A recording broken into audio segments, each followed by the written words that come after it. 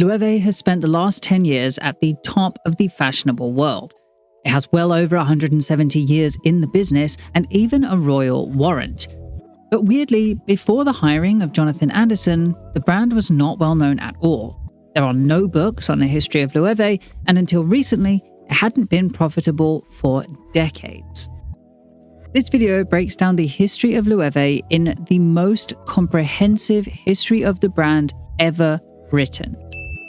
Special thanks goes to Kathy Horin, Jose Enrique Oña Selfa, Mima Viglezio, Tallulah Harlock, Ranura, all the many researchers, journalists, academics, stylists, friends, artists, business owners, etc. contacted over the course of this research who I'll name throughout the video. And a really big thank you goes out to Daniel Mortamello, the current Vice President of Marketing and Communications at Loewe, who was incredibly helpful connecting with me and translating between myself and both the in-house historian as well as to Enrique Loewe Lynch himself, even through my probably far too many questions. Chapter 1. The Mysterious Origin of Loewe. Born 1830, Queen Isabella II of Spain was crowned at only 3 years old. Because she was female and too young to marry a king onto the throne, her ascension was highly controversial, which, thanks to her uncle Carlos, led to around 40 years of war, known as the Carlist Wars. It was a stressful time in Spain. But in 1843, she was declared of age, and by 16 in 1846, she was arranged to marry her own cousin, 24-year-old Francisco de Assis de Bourbon, Duke of Cadiz. This marriage was not for love. It was arranged for strengthening political ties between Spain and France, giving strength to the crown. As such, the intention of this betrothal was purposefully reinforced by another wedding to a Frenchman on the same day when her younger sister Louisa Fernanda married Antoine, Duc de Montpensier, the youngest son of King Louis Philippe of France. These two weddings were monumentally important for Spain, connecting ties between Spain and France and bringing a king to Spain. As a result, according to Espacion, which is one of Spain's oldest business publications, the dual weddings caused a boom in consumer demand for small, gifted items. This is widely credited to be the catalyst of Loewe's foundation, when a group of leather craftsmen led by Jose Silva and Florencia Rivas joined together to share production tools, materials, and ideas to meet that consumer demand boom. However, Sir Paul Preston, formerly of the London School of Economics and expert in Spanish history, actually seems to doubt this origin. He said, quote, "Spain was an economically backward and politically unstable country during the period that you're talking about. That might well account for Loewe not having records of the company's performance. Any consumer boom would have been tiny and confined to a small social elite. Furthermore, Isabel II was notoriously dissolute, so I find it odd that she could have been the trigger for a consumer boom even among the upper classes." Another thorn in this origin story is this. It's a Loewe advert supposedly from 1936 in which it claims that their current pieces are the same craftsmanship once made in 1844, so 2 years before the weddings. In an email with Daniel Mortamello, the Vice President of Marketing and Communications at Loewe America, he told me that, quote, "The date of the creation of the Cal de Lobo workshop, 1846, was respected because that was where the idea for the company was born, where the artisanal techniques that the brand would always champion were honed." So in that regard, it is entirely possible that the relationship between Jose Silva and Florencia Rivas, names confirmed by the brand, had been present since 1844, maybe even before that, while the idea of the company that would become Loewe only congealed in 1846.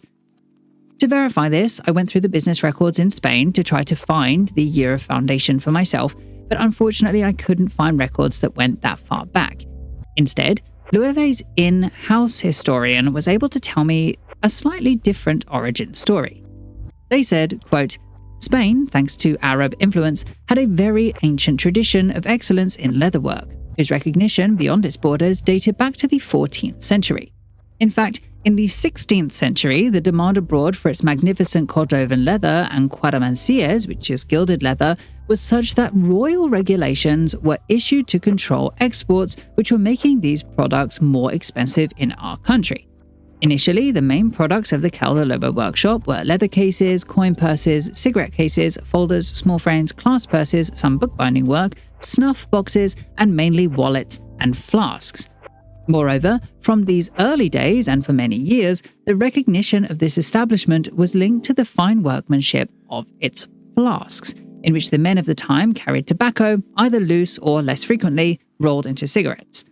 Loewe, where the places Moctezuma and Nobrellas stood out, had many cafes and craft shops that, like that of our protagonists, sought proximity to Puerta del Sol, the vital economic and political center of that Madrid, which had around 300,000 inhabitants, and, due to the presence of the court, grouped together most of the Spanish nobility.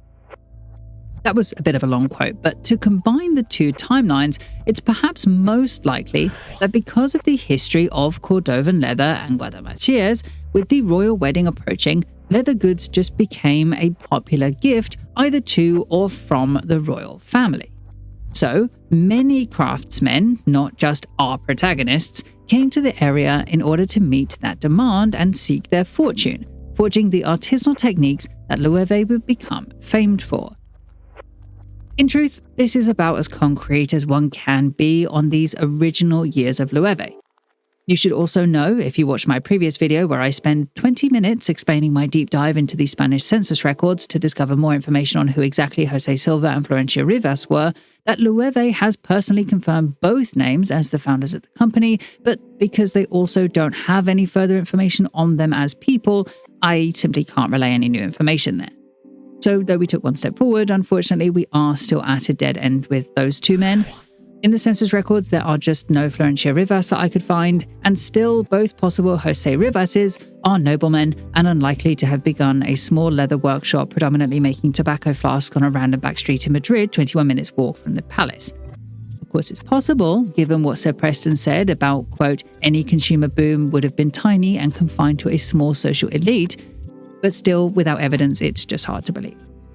In that sense, this leaves about a 20-year gap in the history of Loewe that is unfortunately seemingly lost to time, bringing our timeline to 1872. Chapter 2. The Arrival of Loewe. Germany in 1870 was also in war, the Franco-Prussian War. It's possible, according to a German academic source that asked to be anonymous, that this could have been the catalyst to a man named Johann Heinrich Loewe Rochberg leaving his home country of Germany to avoid mandatory conscription. They reasoned this belief because his last name is the same as a city 100 kilometers south of Kassel where he was born, meaning his family must have been influential there, i.e., the family would have had enough money to afford the escape. I took this idea to Loewe themselves, and though they didn't completely confirm, Loewe's in-house historian did note that he had been on a European tour before his arrival in Spain, but you should know he changed his name to Enrique, which is the Spanish version of Heinrich. They said, quote, in 1872, a German craftsman, Enrique Loewe Rochberg, who had travelled through several European capitals, arrived in Madrid. He was born in 1844 in the German city of Kassel, where, despite its small size, there was a quite active industry. Enrique Loewe, who specialized in leatherwork, came to the Spanish capital surely attracted by the expansion process that was taking place, and which had also caught the attention of many foreigners. There were about 2,000, mostly French. The German colony, with which the Loewe family never lost contact, was not very large, about 200 people. But it was quite significant. In short, Loewe Rochberg had money and he had a background in leather. It therefore makes sense as to why in 1872, now in Madrid, Spain, that he would become entranced by the already famed superior luxury of the leather work in the area. Loewe continued, quote, among the 10 or so workshops specializing in leather that existed in Madrid, the one on Cal de Lobo immediately caught the attention of this young Prussian because of its public notoriety. Its staff, which did not exceed a dozen workers, including cutters, carpenters, liners, and varnishers, was highly specialized. So Enrique Loewe joined forces with its owners, José Silva and Florencio Rivas. The workshop at this time was without a solidified name, and it seems there weren't solidified roles for the collective either. Despite this, the three men working as equals soon grew a following for their tobacco flasks.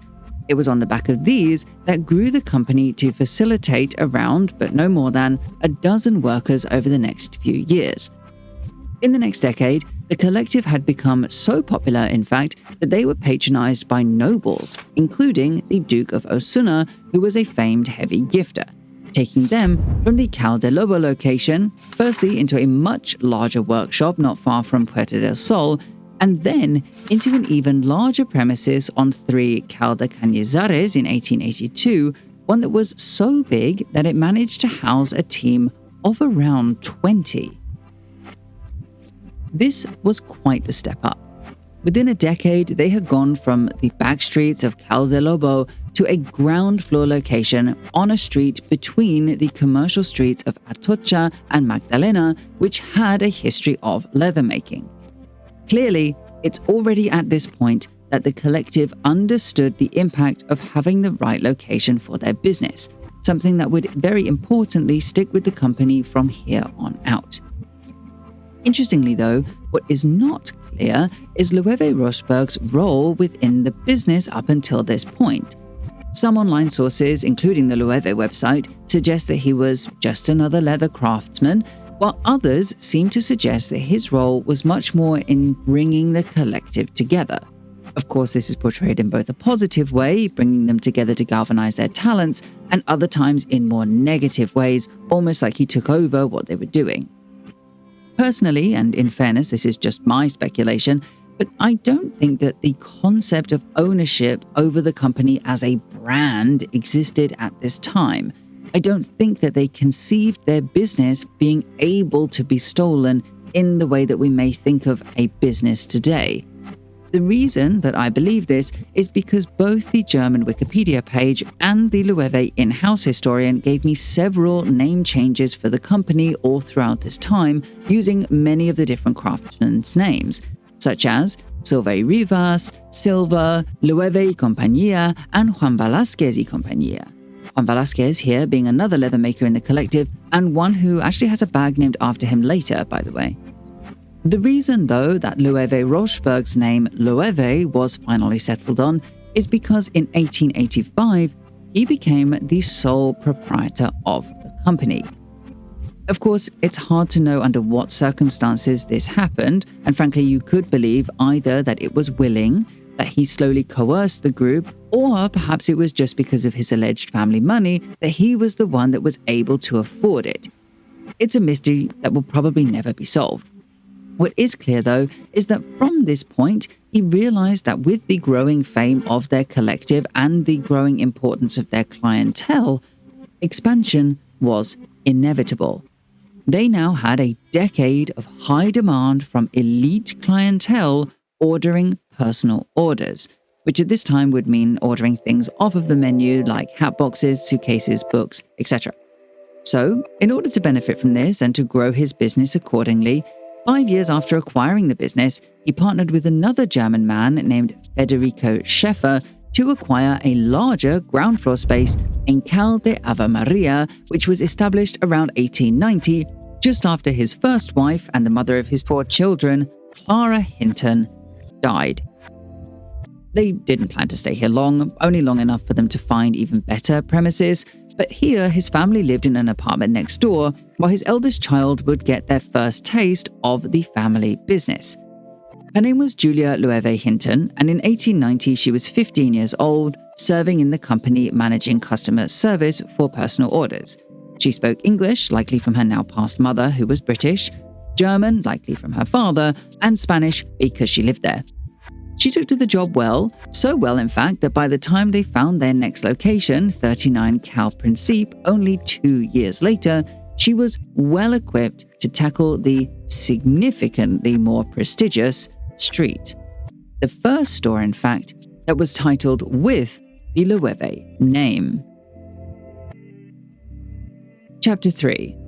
Loewe becomes Loewe. In 1892, the company launched the first Loewe store on one of the most important streets in the whole city, Calprincy. It was a huge turning point for the company, legitimizing it past being a collective of craftsmen communally using tools to now a fine establishment right near the palace with a respectable set of 24 employees, including, according to the Loewe website, 3 workers, by which they mean women, 2 cutters, and a waiter, which the in-house historian rephrased to be delivery boy. Now, this was a time before Schiaparelli supposedly invented the boutique, which is often credited as her invention in the mid-1930s, 40 years after the first Loewe shop. So, buying things here pre-made would not have been common.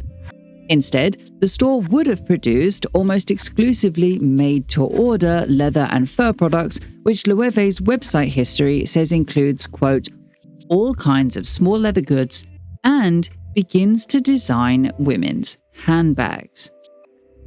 Over the years, and thanks in large part to the newly designed handbags, Loewe as a name continued to grow in standing and respect within the Milan scene. Even as Julia left the company to make a new life in Germany with her new husband's family, the Mahus, even after initial investor Federico Schäfer, who had no interest in the company itself, left the company in 1894 after his close friend Enrique paid him back his investment, and even after Enrique Loewe Rochberg passed the company over to his son, Enrique Loewe Hinton, who was born 1879. Now, we don't know exactly the year Hinton, who is often incorrectly named Hilton by various sources, took over the management of the company from his father. We know that his father was still the head of the company when the Loewe store opened in 1892, obviously, and we know that he had moved back to Germany before 1905, which would have been the same time that he left the running of the company but not the ownership of the company to his son. This point in time we know unequivocally because in the year 1905, it was Enrique Loewe Hinton who received the brand's first major accreditation.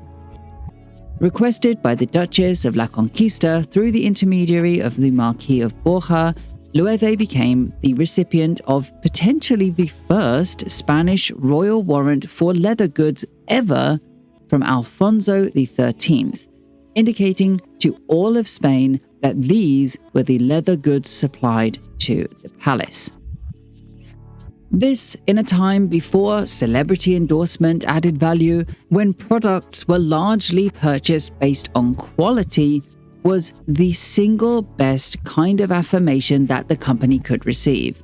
These were the best leather products in all of Spain, or at least that's what it suggested, and it allowed such notoriety that they could afford to expand the business into not 1, but 2 stores in Barcelona, one of which on Fernando Street, to make a total of 3 retail locations.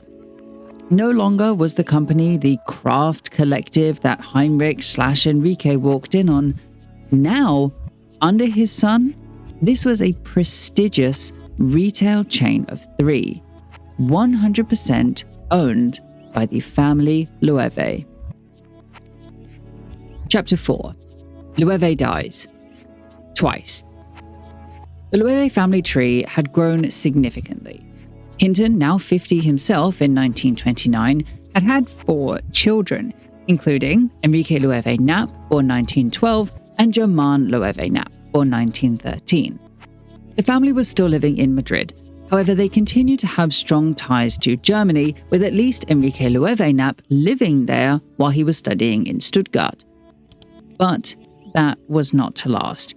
In 1929, at the age of 85, Heinrich/Enrique Loewe Rochberg died, leaving his son Enrique Loewe Hinton, who had been at the head of the company since 1905, as the company's sole heir. Actually, I managed to find the death certificate of Loewe, and though this is a tangent and not directly related to Loewe as a company, I found it rather interesting as prior to this video, it's totally unrecorded anywhere else. So this is the death certificate, but you should know it's actually written in an old form of German cursive that was used pre-Hitler. So thank you very much to my friend Jan for that information and for deciphering it with his whole family, translating it here into both English and modern-day German. Genuinely very, very grateful for that. Of the tangential, interesting things that came from this is a guarantee of his 1844 birth year, which came prior to Loewe, the company's confirmation, a guarantee that he was in fact born in Kassel, Germany on July 17, 1844, the confirmation that he died a few days after his 85th birthday on the 28th of July, 1929, and, most interestingly of all, confirmation of his place of death. In the Landeskrankenhaus zu Kassel, which in English means either regional or state hospital, i.e., he died in the free public healthcare system. You should definitely also know that I spent days digging into this to find out exactly which hospital it was, and though I never came to a concrete answer, I believe it was this hospital, Kassel Krankenhaus, which today is known as Klinikum Kassel. With all of that said, now that Johann Heinrich Loewe Rochberg had died, back in Spain, his company E. Loewe was left in full to his youngest child, but eldest son, Enrique Loewe Hinton, who, to be fair, had been running it since at least 1905. Hinton had great plans to expand the business. Another E. Loewe store opened at 40 Gran Via by at least 1931, designed by architect Martinez Fiducci, and it's likely that he had planned even more from there. However, his plans were cut short when a mere 3 years later, in 1934, Hinton also died at the age of 55. Enrique Loewe Knapp, his eldest, was only 22 years of age and still in his school in Stuttgart at the time. He was forced to leave his studies in order to return to take over the management of the company. His younger brother Germán, then 21, is not yet mentioned as a major part of the business, though Germán was far more protective over his privacy, so it may just be that it's unknown what his role was at this early stage. Nevertheless, now under the control of the third generation, the Loewe family problems had only just started, as in 1936, the Spanish Civil War would change everything. Chapter 5. Enrique, Germán, and the Spanish Civil War. The Spanish Civil War was many things: a fight of class struggles, a fight of religion, a fight of competing nationalisms, and importantly, a fight between military dictatorship and democracy. The Spanish monarchy had been abolished back in 1931. However, without royal leadership, Spain, now as a republic, was lacking a clear, cohesive direction. Because of this, colloquially, the public began to disagree on some fundamental matters. By July 1936, General Francisco Franco, who is sometimes contentiously described as both a fascist and a dictator, staged a military coup against the Republic. It was initially unsuccessful, but it actually had the effect of dividing the nation into Republicans, who were more left-wing, and nationalists, who were led by General Francisco Franco. It was these two groups that soon began the Spanish Civil War. It was a sudden and immediate change. Basically overnight, Spain was in the throes of war, and soon the company's store, which doubled as a factory on Cal Barquillo in Madrid, which for context was the left-wing Republican stronghold, was militarized for troops. So, instead of producing beautiful, fit-for-royalty bags and gloves, Loewe was forced to nearly exclusively produce Loewe cartridge belts for gun pellets. It would be the first time that the company was forced to focus on anything other than true luxury craftsmanship. But at least it was how they survived the war.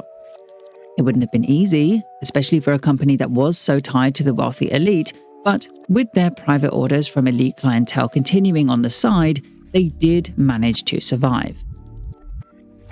The war itself lasted until April 1939, which is important as the winning party, the nationalists led by General Francisco Franco, were heavily funded by both fascist Italy and the Nazi Party in Germany. This would have been really difficult for the company. It was very likely taken over by the new regime entirely, in fact, and even some sources suggest that Jose and Germán may have been forced to sell the business just because that was what was common at the time. I personally don't think that was the case. Some businesses did survive the Civil War, and even after, as long as they agreed to be apolitical/not activist.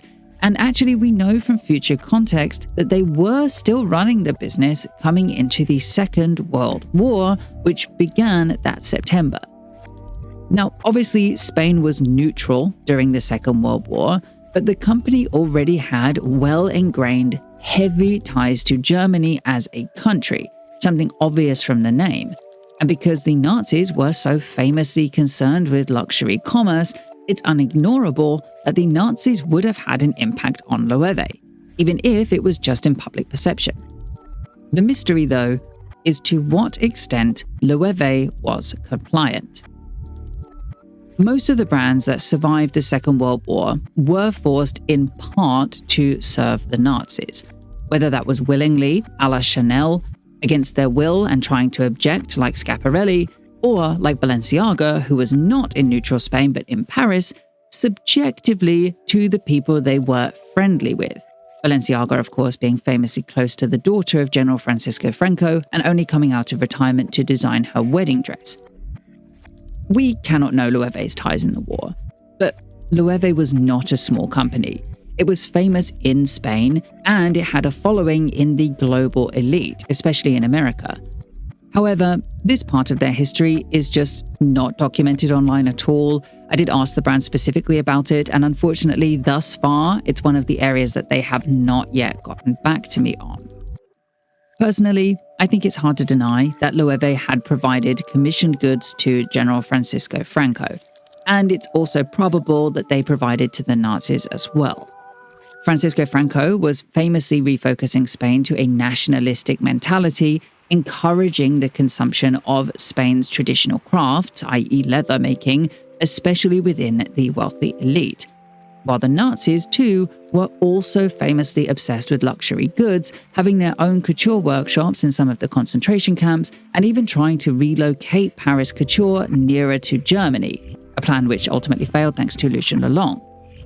So, Loewe, being a world-class luxury product manufacturer, would have been unignorable for both groups. Plus, you add to that Spanish products may have been isolated from some international markets due to some countries, for example the US, UK and France, not recognizing Francisco Franco's regime.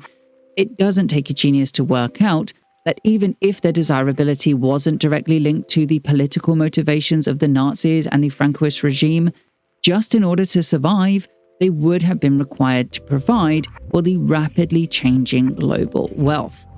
People that were newly flush with money and desperate to show it off. As such, not only did Loewe survive, but they expanded. First in 1939 into a new flagship store on 8 Gran Via Street, which I believe is the first store just to be called Loewe, by the way, so not E. Loewe. Then they expanded into Barcelona, where work began on a larger location on Paseo de Gracia, closing their Fernando Street location. These were both grand affairs. Both, first of all, reconceptualized by Francisco Ferrer Bartolomé, an architect by trade, the renovation would become famed for having the best window display in all of Barcelona. Specifically, this was done in an effort to make them look more chic, exotic, and elegant, almost like an escapist fantasy for the people going through crippling war. He also started certainly quickly, considering this photograph of his Loewe store was published in 1940-1941, according to Villanueva Fernández and José Martínez's 2016 paper Loewe, Tradición en la Imagen de la Marca. However, before he could actualize his vision for both of the new stores, the brothers unceremoniously split. For whatever reason, there would no longer be the brothers Loewe. There would be no more partnership. Chapter 6. Loewe versus Loewe. Now no longer working together, Enrique would oversee the business in Madrid, which included approximately 2 locations, might have been 3, while Germán was bestowed their 2 Barcelona stores, one of which had just been made over by Francisco Ferrer Bartolomé. The brothers had 2 very different visions for Loewe. In the time following the split, Enrique in 8 Gran Via Madrid continued to commission Francisco Ferrer Bartolomé to overhaul the Madrid window displays, adding semicircular windows and large curtains as a backdrop to give it that grand feel. While Germán in Barcelona in 1945 instead hired Loewe's first creative director, José Pérez de Rosas, to one-up his brother with even more fantastical Schiaparelli-esque windows full of magic and wonder. You can probably see that these are obviously not the windows, they look identical to the previous ones, but as far as I could find, there are no images of the initial windows done in Barcelona that exist today. These images, which were sent to me by a good friend Penelope at Documoda, are actually from their Milan store at 8 Gran Via Street, who, in 1957, also had their windows designed by Pérez de Rosas, which I must point out for later, in which you can see ready to wear. There are scarves, there's a dress, a skirt, jumper, and several coats in these pictures. However, back to discussing the original windows, while we don't have images of those specifically, we do have a description of them, and it goes as such.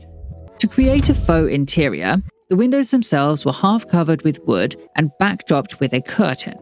In the interim space, he would fill with a wonder of things like peacocks and, to quote Espacion, Aladdins with turbans, greatly contrasting the poverty that Spain was experiencing at that time. It could have been portrayed negatively as tasteless. It could have also been positively viewed as escapist. But either way, it was unignorable to the Barcelonian public. To quote an unnamed family member in an interview with Espacion, they said, "If he had lived in Paris, he would have been as famous as Christian Dior." Consequently, though both brothers used the same display box technique for their windows, it was the Barcelona branch of Loewe that became famous for its window displays. It communicated a more attractive world building for the brand, the cornerstone of this display box window dressing technique. By catching more public attention, more customers wanted to see inside. Or, as Charles Jeffrey, founder and CEO of Charles Jeffrey Loverboy, who recently used this technique in their Christmas Selfridges windows, puts it, "Viewers passing by, I'm hoping, will feel a sense of joy and wonder before walking in, encouraging them to find the items they want." But the Loewe rivalry did not end there. Now perceivably losing to his brother, it was Enrique in Madrid who would make the next major development for the brand, expanding Loewe into clothing. Not their own yet, of course, but instead they ended up securing the Spain-exclusive sales rights to Dior's new look. The design you probably know was released in 1947 and had taken the fashionable world by storm. However, something important to know about this before we move on is that ready-to-wear clothing at this time did not exist. Instead, distribution followed the selling or licensing of the pattern to less famous local facilities, i.e. Loewe. Exceptionally common at this time, even couturiers that tried to refute this system, like Vianney, did eventually acquiesce, as it really was the best and often only way for Paris couturiers to make a profit. However, that's not to say that these patterns were just sold to anyone. On the contrary, many designers were very, very selective over who was awarded the license to use their name to not risk the quality that had made the original designer famous. As such, the honor often either went to luxury department stores who would have much larger facilities, or it went to well-respected local tailors, a good example of which is actually Balenciaga, who, before he became famous in his own right, in 1924 was honored with licensing from the couturier's couturier, V&A. It is therefore very telling that the biggest designer in the world that year, Dior, would attribute exclusive sales rights in Spain to Loewe, a company which, as of yet, did not have a clothing manufacturing division at all. This would have offered Loewe a similar vote of quality that the royal warrant had had all of those years before, and after they hired their new couture-trained workforce, would have introduced the brand to a whole new audience. Anyone looking to get Paris couture that was, quote, quite a bit cheaper than Paris. This audience would soon massively expand with Spain's new popularization in Hollywood, which came about the late 1940s to early 1950s, seeing several Hollywood projects filmed in Spain and becoming quite the hotspot, leading to later major movies like El Cid, released 1961, 55 Days in Peking, released 1963, and Dr. Zhivago, released 1965. Considering that this rise in popularity of Spanish film concurrently ran as Loewe had the exclusive rights to Dior's name, it would have acted like an anchor store to the many well-paid people on set, including but not limited to Deborah Kerr, Charlton Heston, Cary Grant, James Stewart, Ava Gardner, Ernest Hemingway, and even Princess Grace of Monaco, all of whom likely enticed to the Loewe store by the Dior name, which here came with a lower price tag. They would stop by the store, sign the Loewe Grand Via store signature book, something only discovered in late 2009, early 2010, and purchase the finest leathers that Spain had to offer. It was these celebrities that ended up taking Loewe to that next level. They took them outside of Spain, championing them to an entirely new audience, the Americans. So, Loewe, now without the royal family who bestowed upon them their royal warrant due to the fact that the royal family was dethroned in Spain back in 1936, had found themselves a whole new marker of quality: celebrities. Growth was quick from here. By 1950, they first appeared in an article in Vogue, another vote of quality, albeit as a tiny footnote in a much larger story, and soon they even had enough subsequent business that Enrique in Madrid was able to expand into a new leather crafts workshop on Cal Ferrocarril in the center of Madrid, and into a school that ensured quality kept between generations. So I should quickly point out that in the 2017 Loewe self-published book of pictures, they actually include a picture of a leather craft school from 1940 in that. So whether this 1950 school is the same, or if they expanded into a second school, is a little bit unclear. Despite that, it was clear that despite Germán's incredible Barcelonian windows and early lead in the rivalry, it was Enrique's connections and choices that would take Loewe to that next level. A level soon to become synonymous with the names Vincent Vela and Javier Carvajal. Chapter 7. Vincent Vela and Javier Carvajal. The mid-1950s were a time of great change in Spain.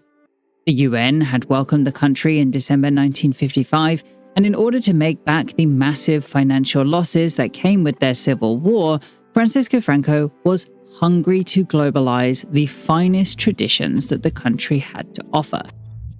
In turn, this led to the popularization of fusion products from Spanish craftsmen who integrated a global inspiration into their traditional crafts.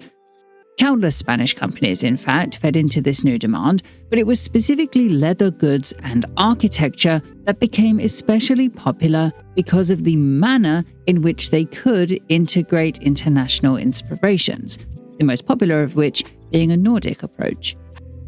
Off the back of this, two very important events took place.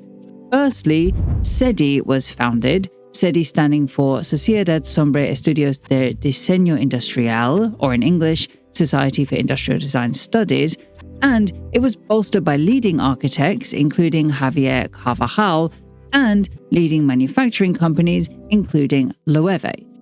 The second important event following on from this came in 1957 as the 11th Milan Triennial, which was an international competition in art, design and architecture held in Milan.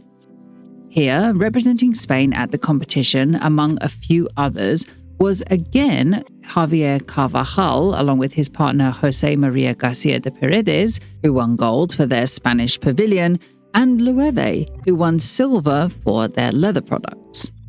It was the combination of these two events that Carvajal and Loewe would become close friends. They spent these events discussing Spain and its need to modernize, finding common ground between the two. But for this story, it was actually their discussion of the company Loewe that was more pivotal. You see, the men agreed that it was time for Loewe to enter into a new era, and Enrique Loewe Knapp was more than willing to give Carvajal free artistic reign over how this new era would look. To quote Jose Martinez, Anton Sancho, and Villanueva Fernandez, then all professors at the Universidad de Navarra, who still house the largest Javier Carvajal archive in the world, they said, quote, "The house needed to differentiate itself from other competing foreign companies, creating a modern firm that preserved its prestige and exclusivity linked to the image of Spain. In this new transformation policy, the architect Javier Carvajal was able to understand the Loewe's needs and give the house the change it was looking for through the design and renovation of its shops, in line with the brand's new products." In fact, under Carvajal, the product wasn't just king, it was more than that. And they needed their Loewe product to be believed as such by the public. They needed to let the world know that Loewe was the be-all and end-all of leather craftsmanship. They needed that perception as their new brand identity. And what better way to do that than with a new creative director? Vincent Vela was chosen to become their chief designer. He wasn't really there to be the creative director. If anyone was there doing that job, it was Carvajal, the architect. But Vela was there to communicate Loewe's craftsmanship. They wanted it to be clear to the public that their goods were designed by a designer, similar to how the French couture houses were portraying their design houses. There was a team, but one person in particular was seen as the brain. In that sense, it just gives the brand a stronger identity and it's better for marketing, especially on a new global stage. Because of this, Vela had been chosen for multiple reasons. Vela was Spanish, therefore he doubled down on the Spanishness that they were trying very hard to communicate, but Vela was also a traditional oil painter by trade, so his presence could also communicate that their leather products were art, that they were crafted. In that sense, though he was exceptionally talented as an artist and would go on to be indispensable for the company, Vela's hiring was actually less about him as a talent and mostly about communicating exactly what they wanted to communicate. With that said, while his hiring was certainly influenced by communication for the brand identity, that's not to diminish his exceptional talent. In fact, in the years to come, Loewe would experience some of their strongest years of design ever, including the 1958 design of their first Loewe logo. It was actually a singular Loewe L, not the monogram that you're probably aware of now, but it was initially made for the same purpose, to distinguish a Loewe bag from their competitors in the same way that Louis Vuitton's monogram pattern released 1896 had worked as a marker of their quality. However, while that was incredibly impactful to Loewe, it was not Vela's largest impact on the brand from these early years. In fact, that would not come until the following year, 1959. Carvajal had been tasked to design a new Loewe store on Serrano Street, which was to be their new flagship store. This was the store meant to communicate everything that the brand had been trying to be perceived as: craft, art, Spain, world level. Quote, the Loewe stores would serve as a form of laboratory for Carvajal, in which he could reinforce his way of understanding architecture through design by blending diverse references: Italian rationalism, Nordic influence, and all the fascination that Carvajal had towards Arab architecture. But while the design is largely credited to Carvajal in papers, and it is true that it was really him that provided this unique world blend for the creative direction, it is also noted that the vast amount of research conducted into his time there was conducted by the Universidad de Navarra, who I mentioned earlier do have the largest Javier Carvajal archive in the world. While I don't believe there even is a Vincent Vela archive today, at least I couldn't find one. However, while the research is definitely weighted in Carvajal's favor, Vela was unignorably quite heavily involved, especially in one of the most impactful parts of the design: the windows. Prior to this store, it was popular in retail marketing to use those display box window displays that we discussed earlier from Francisco Ferrer Bartolomé. It created this inside-outside divide and encouraged a feel of exclusivity inside the store, building community and loyalty. However, times were changing rather quickly in retail, and a new concept had been growing in popularity: allowing customers free roam of the store. Carvajal was a big proponent of this, and so when he was tasked with the redesign of their Serrano Street location, this was the first thing on his mind, and he wanted Vela to show it off. To quote Enrique Loewe Knapp himself, quote, they had the windows displays open. There was continuity between interior and exterior. The shop was a mystery, and he resolved it.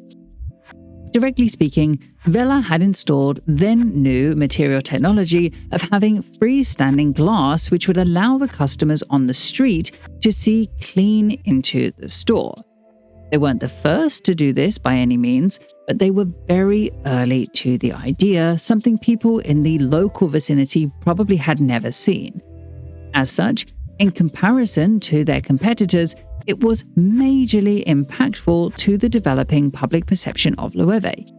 The in-store experience was met with a flooding of light, totally improving the shopping experience, while outside, the design allowed the public a chance to see into the store as a permeable exhibition space to view this incredible new retail innovation that Carvajal was proposing. Today, the design of this store, luckily, is extremely well documented by researchers at the Universidad de Navarra in multiple papers. They detail basically every aspect of the design of the store. We even have scans of the initial floor plan design from May 1959 all up until the final concrete plans, both internally and externally, from August 1959, thanks to their archive. There is simply not enough time to go over every detail of this masterful design, which is so well documented by the many journal articles. If you are on my Patreon, though, all of this is linked in my timeline in quotes under 1959. It's something I can't give you here on YouTube because adding links have already tanked a couple of videos of mine, so I'm not risking that anymore. I'm really sorry. Anyway, fortunately, I can show you the images here and describe to you how it was this that really pushed Loewe into a new era as not only the top Spanish luxury brand, but also the top of experiential retailing and the top of design as the biggest champion of art and craft. Every detail was considered. The floor plan was planned wide enough to allow customers to have ample space to walk around, experiencing the fluidity of the space, something that would have given a truly luxurious, even somewhat frivolous feeling to the 1950s, 60s consumer. The internal lighting in combination with the sunlight was planned because of the windows, movable fixtures should the layout need to be changed. The internal space in the street was closely considered and even expanded into. Even small elements like the design of the Loewe chair, which debuted with the store and today is a cult classic, was scrutinized. Carvajal and Vela were so proud of this store, and rightfully so. The store, complete with Carvajal's personal stamp, shown here on a door handle on the Carl Serrano store in 1959, was so well designed that it became a prime example of how commercial design can be used to entice customers, encourage purchasing, and even communicate the ethos and spirit of the brand.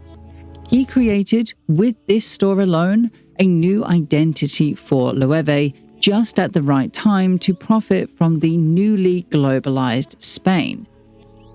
All of these elements, Vela's windows, Carvajal's customer experience-focused store design, and the newly globalized brand identity was quickly rolled out to all the other established Loewe stores, including the stores in Barcelona, which were once run separately by Germán, Enrique's brother, but now, seemingly involuntarily, we'll come back to that, were no longer.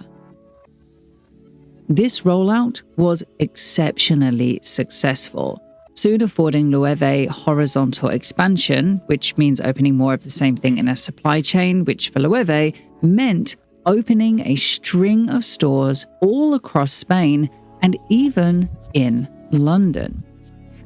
The first was a place in Bilbao, then came a place in Palma de Mallorca, then Granada, then Las Palmas de Gran Canaria, and so on, until by 1966, Carvajal had designed 13 shops for Loewe, plus their internal leather factories, their offices, and even some private projects as well, many of which not included on this timeline, which has been adapted from Jose Martinez, Anton Sancho, and Villanueva Fernandez's 2018 paper, The Shop as a Global Architectural Project, Loewe in Valencia. Of these many locations, one stands out as the most pivotal for the history of Loewe: their first international location. Revealed on the 17th of April 1963, the first international Loewe store in history was situated in the very first Hilton Hotel in the UK, which was on Park Lane. It was the perfect introduction to the international market. Not only did this placement align Loewe with an internationally known luxury hotelier, it was also staged to be a London landmark as London's first skyscraper hotel. Unfortunately, there are no public images of the store, unless you count this poster from 1964, which I think depicts Loewe in the bottom left, but without using the name, probably just because it's an ad. But naturally, the hotel and the store within it were huge hits, leading to further investments from Loewe in the London area, expanding in April to May 1965 with their first international stand-alone store on London's prestigious Bond Street, debuting in 1966. This, however, is not a complete timeline.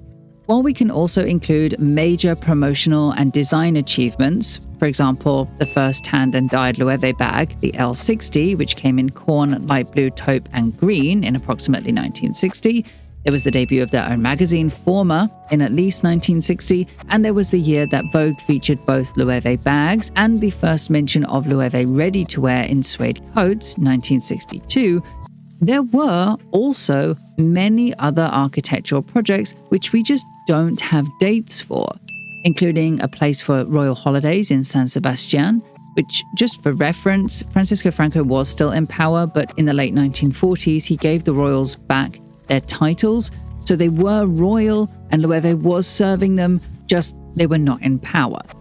There was also 3 mentioned locations on the current day Loewe website, which are not present here, and several non-retail locations that were commissioned by Loewe from various sources that also weren't represented on this timeline and we don't have dates for.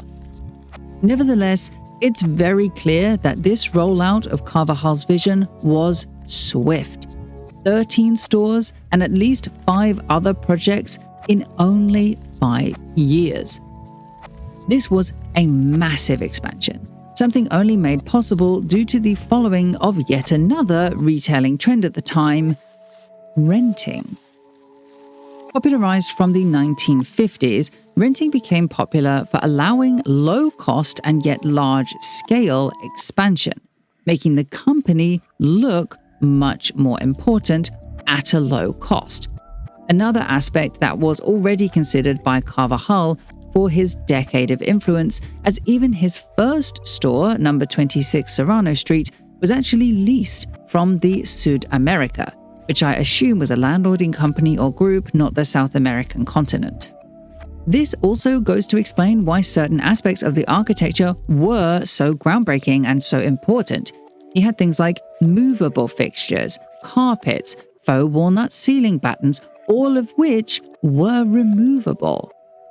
The fact that it was rented led the design of the interior, which of course continued to form the base for all the subsequent 12 locations. In that regard, it seems reasonable to assume that these subsequent properties were not owned by Loewe as they previously might have been, but rented, allowing them for quick expansion across Spain and now London too. And it really did work. During this expansion, Loewe looked the part. Carvajal's new brand identity made the brand look exceptionally chic and modern, while it was Vela's designs that saw that the product too matched the energy. However, unfortunately, these golden years would not last. Before construction began on the Bond Street location in 1965, Carvajal was commissioned on the biggest project of his career, the Spanish Pavilion at the New York World Fair. He'd actually go on to win the Gold Prize at the festival, but for Loewe, that meant that the final plan from Carvajal was delivered in 1964 for the Bond Street retail outlet and only finalized in 1966. It's just a shame that after that, their relationship and Carvajal's uncontracted creative direction had to come to an end. Never to be forgotten, under Carvajal, Loewe not only learned how to make the customer experience the best, most luxurious experience in the whole world, but they learned how to curate themselves into something desirable by name alone. A trick that would soon prove to be invaluable. Chapter 8. Ready to wear. Times were changing. Brands were becoming desirable to the masses in a way never seen before. The celebrity influence of the 1950s had led to a consumer demand for couture names at affordable prices. So, when Enrique Loewe Lynch, son of Enrique Loewe Knapp, joined the company in 1965, he made sure that Loewe was ready to meet that demand. Well, ready-to-wear really had been coming for a while.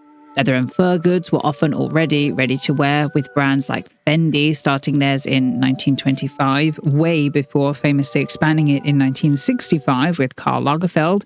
Chanel also had machine-knit jumpers and cardigans by the late 1920s. Schiaparelli had ready-to-wear accessories in her boutique in the 1930s. Even Loewe themselves had suede coats by at least 1962, and you even might remember I pointed out clothes in their windows by 1957 just a few chapters ago. So the idea of ready-to-wear wasn't exactly new, but it was yet to be widely popularized. Most credit that to the debut of Yves Saint Laurent's Rive Gauche line in 1966. As such, when in 1965 Loewe expanded their ready-to-wear line exclusively in Spain, they were quite ahead of the curve. But it wasn't designed by Vincent Vela as you may have expected. Instead, that role was filled by a man named Ken Scott. Ken Scott was an American designer born in 1918 in Indiana, moving to Paris in 1946 after having attended Parsons and having his own painting collection shown at the Guggenheim after he met Peggy Guggenheim. He, like Vela, was traditionally a fine artist, but in 1962, he began dabbling in fashion design, showing his collections in Milan. This, for Loewe, was fundamental, as his design style revolved around the utilization of fine art as prints on his textiles, something that he was actually an innovator of after being the first to print his designs on newfangled synthetics, which themselves were a luxury in the 60s. Unfortunately, very few of Scott's designs at the brand survive today. Even the Ken Scott Foundation weren't able to give me more information. But it was fundamental to the growth of the company nonetheless, as it set them on a new commercial path. In fact, it's this that would finally take them over the pond and into America. Just not as Loewe. I assume it was because they needed distribution in a country significantly larger than the area they were currently servicing, but in fact, they entered into the USA under a brand that Americans might know but was new to me, called Loewe. Loewe began as a collaboration between Loewe, the company, and a man named Dan Segat or Segar, using the Lo of Loewe and DIS, which were Dan Segar's initials. To quote the 2015 edition of the Loewe website, they said, quote, "When Loewe was established more than 40 years ago by European designers Loewe of Spain and Dan Segat, its original collection was specifically created for the US market using Loewe's time-honored skills, leather, and craftsmanship." Though they have no connection to Loewe today, at this time, Loewe was instrumental in establishing Loewe into the North American market, as very likely a distribution company. Not for their ready-to-wear, though, for their established and in-demand leather goods, which, given the lower price point still associated with Spanish leather, as touted by Vogue, helped their European parent company rapidly expand. Over in Spain, new products were developed. The Amazona bag, now a Loewe classic, was designed in the 70s by Vela. Silk scarves were debuted in 1970, featuring Vela's beautifully Spanish designs. There was even a car designed in 1970, as well as newly released bag lines developed by new recruit Dario Rossi, who created the Ante Oro collection to great acclaim. But interestingly, all of these were famously adorned with the newly designed Loewe monogram. Still not used as a logo, this monogram was designed by Vincent Vela, who explicitly designed it as a monogram to distinguish the Loewe products from their competitors, following the trend to do such at the time, with brands like Gucci creating their own in 1961. In fact, it wouldn't be the company logo until a little while later, when a contract designer would use it as an emblem for their designs for the Loewe ready-to-wear. But who was that designer? Well, according to academic researchers Villanueva Fernandez and Jose Martinez in their 2016 paper, and according to Jamie Hugbody for The Independent in 2002, who I contacted to check, who said it was likely his source was the designer himself, it was none other than Karl Lagerfeld.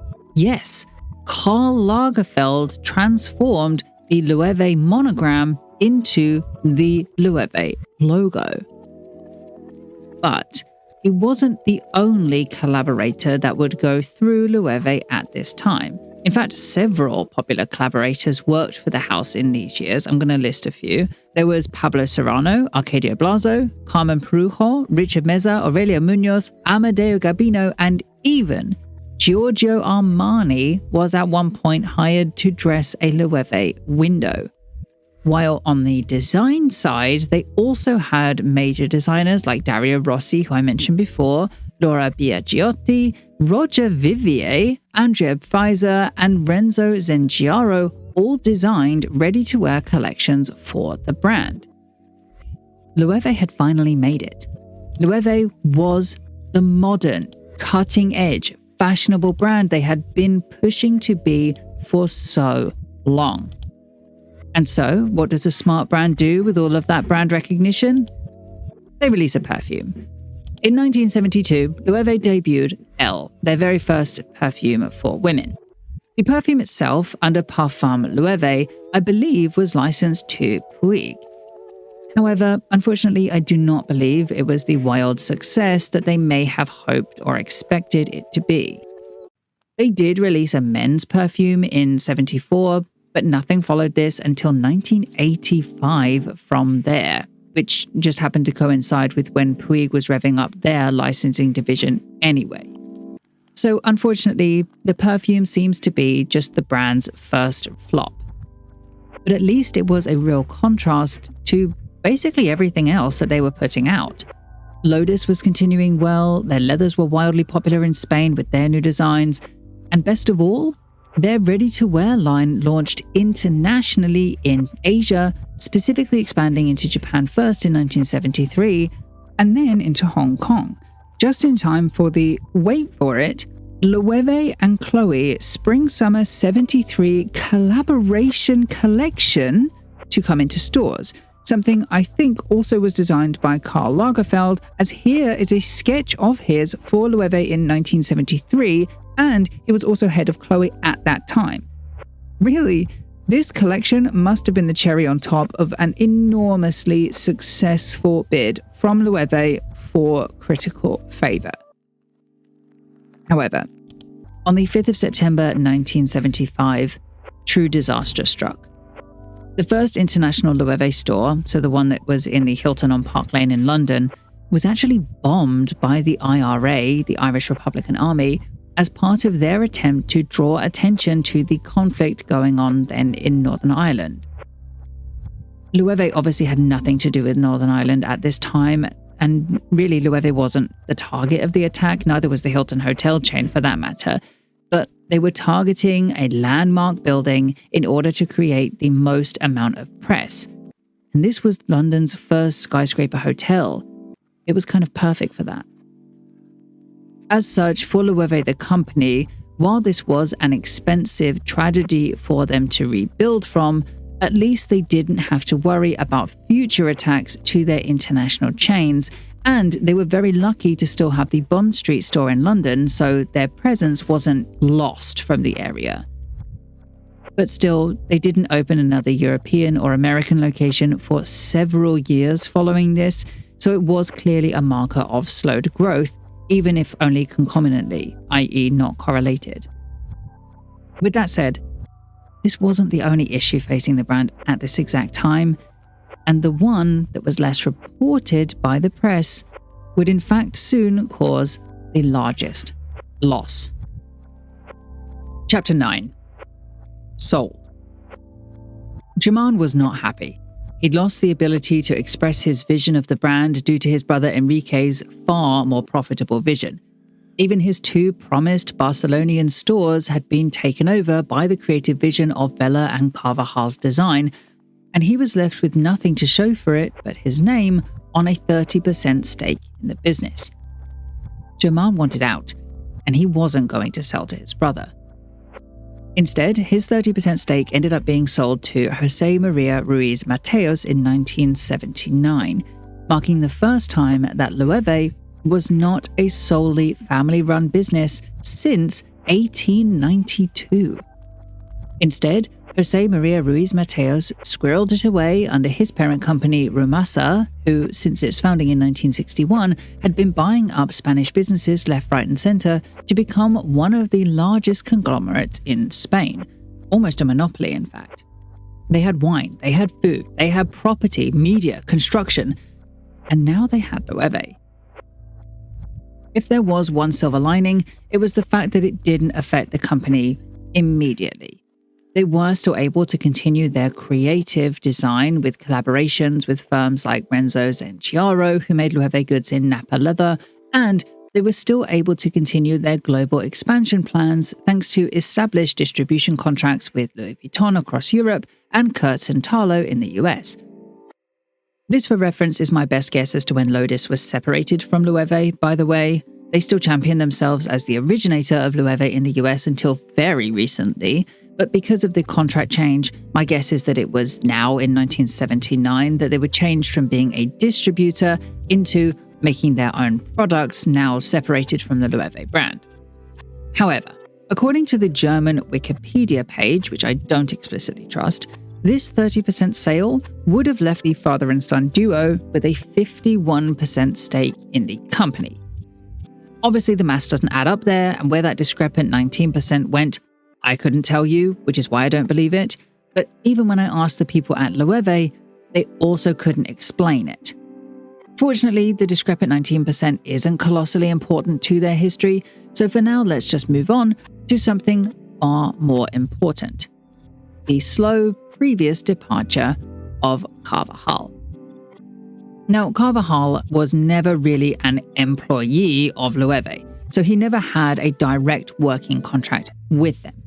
Instead, he was more of a collaborator with his own design firm, even going back to when the boys first met.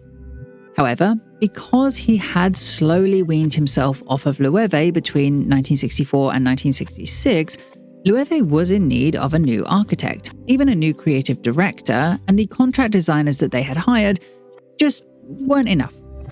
This leads us to the early 1980s, when, to continue the brand's ongoing modern evolution, a new architect, Jacques Blond, would reimagine the interior of the stores. Unfortunately, his work isn't as well documented as Carvajal's, and we don't know who was in the interim between the two. So it's unclear how much impact that Blond had. We don't know whether it was successful or even how many stores that he transformed. What is clear, however, is that he was not the architect chosen when Loewe needed to make their next big step. He'd been fined for continuing the vision, but now that they needed to expand into 2 planned stores in New York, this instead was trusted to a man named Gustavo Torner. Gustavo Torner was another fine artist of Spanish descent. Just like Vincente Vela, who is never mentioned again by any source following his design of their monogram, Torner, during his career, had gone through several different styles of painting and sculpture, but was freshly into more minimalist works done through silk screening. Now, I'm no art expert, so to understand how his minimalist works would have fit into the New York scene at the time, I asked James Payne over at Great Art Explained for some insight. He said over a couple of DMs, quote, "Torner is a Spanish painter and sculptor who is very influential in the 1960s. He works in painting, prints, collage, sculptures, and photographs. He's hardly known outside of Spain, but within Spain he was very influential. I think the reason he was picked is because of the Cuenca Museum. It's little known, but super influential.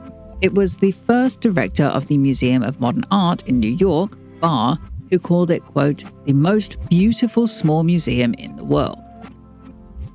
To be honest, this opinion really threw me. I can't promise I'm any good at art history, though I do really enjoy it, obviously. In fact, James's channel was the inspiration for this one. But I had assumed that because of the New York minimalist art movement that really became popular in the 60s and 70s, which is well documented in the documentary Herb and Dorothy, that Torner had been chosen because he represented the Spanish abstract expressionist movement, so think people like Miro, Tapies, and Saura. But because he was now doing it with a more minimalist edge come the 60s and 70s, he could tie that Spanish influence with the New York art scene together. Either way, even if I am wrong, clearly his store design really worked, because soon articles about the brand began to pop up in Vogue, who championed their quality and their perfume line, which had now been added to.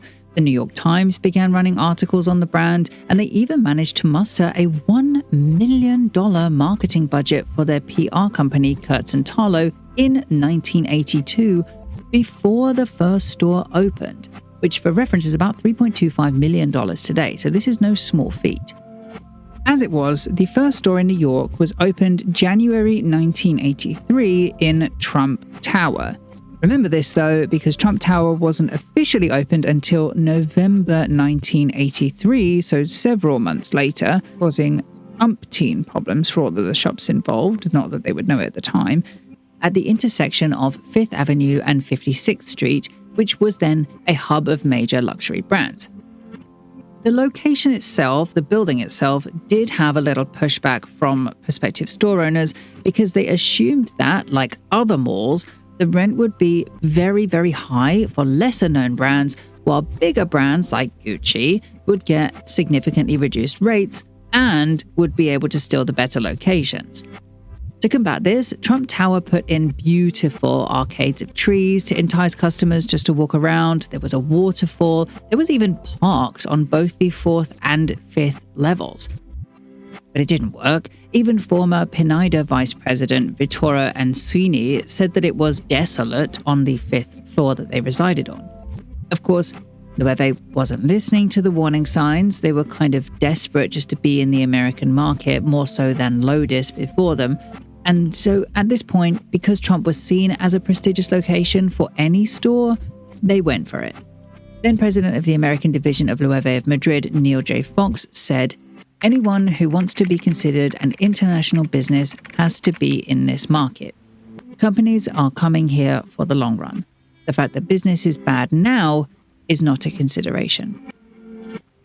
With that said, Loewe at first seemed very successful when it opened in January 1983. Though I really quickly want to remind you that it was opened on January 1983, but Trump Tower was not open. It had not finished construction until November 1983, 11 months later. But it was in a lot of the promotional material around the opening of the mall, and it had led to a rollout of smaller Loewe boutiques like concessions in specialty shops across the US, making a loss at first, obviously, during the rollout, but banking on that brand presence to make them earn big in the long run. They extended this by hosting a benefit for the Museum of the City of New York, who was celebrating their 60th anniversary, by inviting top prospective clients to a co-ed Autumn-Winter 83 ready-to-wear show in the Plaza Hotel in New York, the first time that Loewe had ever shown outside the country. This being a men's and women's lusciously leather-coated collection with the price range of $350 to $800. Meanwhile, across the pond in the UK, the advertising budget there was also increased as it was taken over by Kurtz & Tarlow's parent company, Gears Gross Incorporated. You can tell from this that by this point, Loewe was seemingly doing very well. It had its first store in the US, a few concessions there as well, 2 stores in London, so I assume it did return to the Hilton following its reconstruction. There was 1 store in Brussels, we don't know when that opened, 30 stores in Asia, predominantly in Japan, and now 14 stores in Spain. Loewe was now seemingly a real powerhouse in luxury.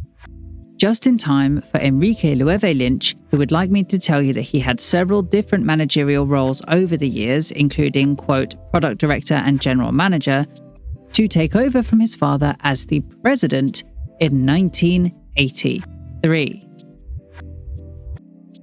But underfoot, something had changed. Rumasa, the 30% stakeholder, was in trouble. It had financial irregularities, including large debts that were questioned by the government. Quote, in the face of evidence that demonstrated a lack of external audits of the group's banks since 1978, obstruction of inspection activity, disproportionate solvency risks, as well as high debts contracted with Social Security and the Treasury. In short, they had committed fraud. And because it was an especially large company, if it should crash, it would be detrimental to the Spanish economy. So the government expropriated it, and 6 of José María Ruiz Mateos' grandchildren saw legal proceedings for qualified fraud, concealment of assets, money laundering, or for other fraudulent schemes that involved the misuse of public money. It was a controversial decision from the Spanish government. Many protested. But for Loewe specifically, this was really quite scary. Now, 30% of their multi-million-dollar company was in limbo and was going to be sold off to the highest bidder, totally out of their control. First came an offer from a series of unnamed British investors looking for a slice in the seemingly very successful company. Then came an offer from the newly presidential Enrique Loewe Lynch, son of Enrique Loewe Knapp, who supposedly had actually kind of left and moved to England. Loewe Lynch just wanted his family business back. However, this large-scale expansion that they had been doing for the last decade plus had bled his finances dry, and he just couldn't afford the 30% himself. So he ended up needing to find backing by a slew of investors, including Louis Hervois, the family Bonnet, and Fierro Guerra, who would all get a piece of that 30% under their joint investment company, Au revoir Spinola. During this time, while the government was making their decision over who to sell to, Loewe did try to continue on as normal, even releasing what may be their first men's collection in 1983. Though I do doubt this, it's just the first one that we have photos for. Quick update, no it's not. This is an advert from 1975 in Vogue that tells you about the pret-a-porter line for men. Nevertheless, unfortunately, this all just had come at the worst possible time. Accidentally revealing that their American attempts had gone quite badly, Enrique was quoted in the New York Times blaming the scaffolding around Trump Tower for their slow sales putting off customers. He tries to rectify this by saying that they were more profitable in Asia and Europe, but in hindsight, this was the first sign of cracks. Their expansion, which had once seemed promised, was causing them to hemorrhage money quickly. I'm sure none of which helped by that $1 million marketing budget. Simultaneously, as they won their 30% stake back, becoming part of the new Au revoir Spinola group, they ended up pulling out of America, with Donald Trump saying, quote, "They just didn't click in the New York market with $2,500 leather pants. Loewe got out of a shop that wasn't doing well, and a successful retailer moved in at a higher rent." They shut their Trump Tower store, came dangerously close to bankruptcy, and in 1985, Henri Racamier, then CEO of Louis Vuitton, announced they had purchased a 90% stake in the company. Chapter 10. LVMH. Something you should know going into this chapter is that LVMH did not yet exist.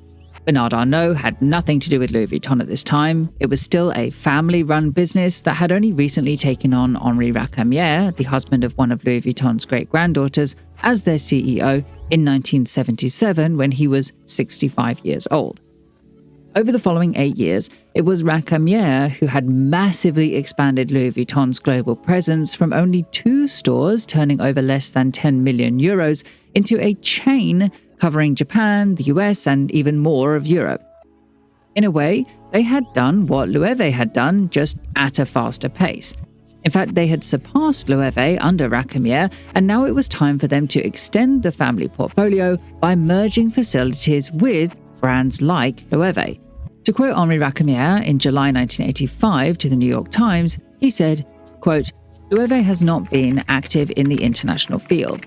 We will create an international image and reorganize the foreign network." Now, the brand Loewe wasn't technically owned by Louis Vuitton and was instead owned by another of the Vuitton family's businesses, which unfortunately does go unnamed. They could have merged the companies to make Louis Vuitton bigger, or they could have just owned Louis Vuitton and Loewe totally separately, running them individually. But to make the most of the facilities they had at hand, they instead began a new company between Louis Vuitton and Loewe named Loewe International, set to distribute all of the Loewe leather goods globally, except within Spain, where Loewe already had their logistics set up. This allowed them to keep both brands totally separately with their unique branding, but allowed Loewe to backpack off of the success of the Louis Vuitton supply chain. It was genius. Loewe International, unlike the 90-10 split of Loewe, was 95% owned by Louis Vuitton the company and only 5% owned by Loewe the company, by which I assume they mean Enrique Loewe Lynch and his group of investors, Au revoir Spinola, who still owned 30% of the company. This contract in itself was planned for 10 years, after which the Loewe family was promised to buy back their 90% stake in the Loewe parent company at the increased value with the money promised from the Au revoir Spinola group, which we will obviously come back to. This is a little bit confusing, but it was an exceptionally important acquisition for the progress of Loewe as a company, without which Loewe would have just been stuck plateauing. Instead, thanks to the investment from the Vuitton family, distribution was planned to push Loewe further in Europe and Asia, where they were already doing well, and also to go back into America, though this time on the East Coast with stores on Madison Avenue and Rodeo Drive in Beverly Hills, all of which done specifically by piggybacking on the already established logistics chains of Louis Vuitton. So, by buying up the competition, not only did the Vuitton family bring on a new brand under their portfolio, strengthening it as a collective, but they horizontally expanded the Louis Vuitton manufacturing facilities, which also specialized in leather, and their distribution, which, considering Louis Vuitton was already handling some of the distribution for Loewe anyway, also meant that they cut costs. Genuinely, this acquisition was a fantastic deal for both. Louis Vuitton got the benefit of 90% of 10 years of growth from a very promising brand, and Loewe could not only save their family business, but grow it.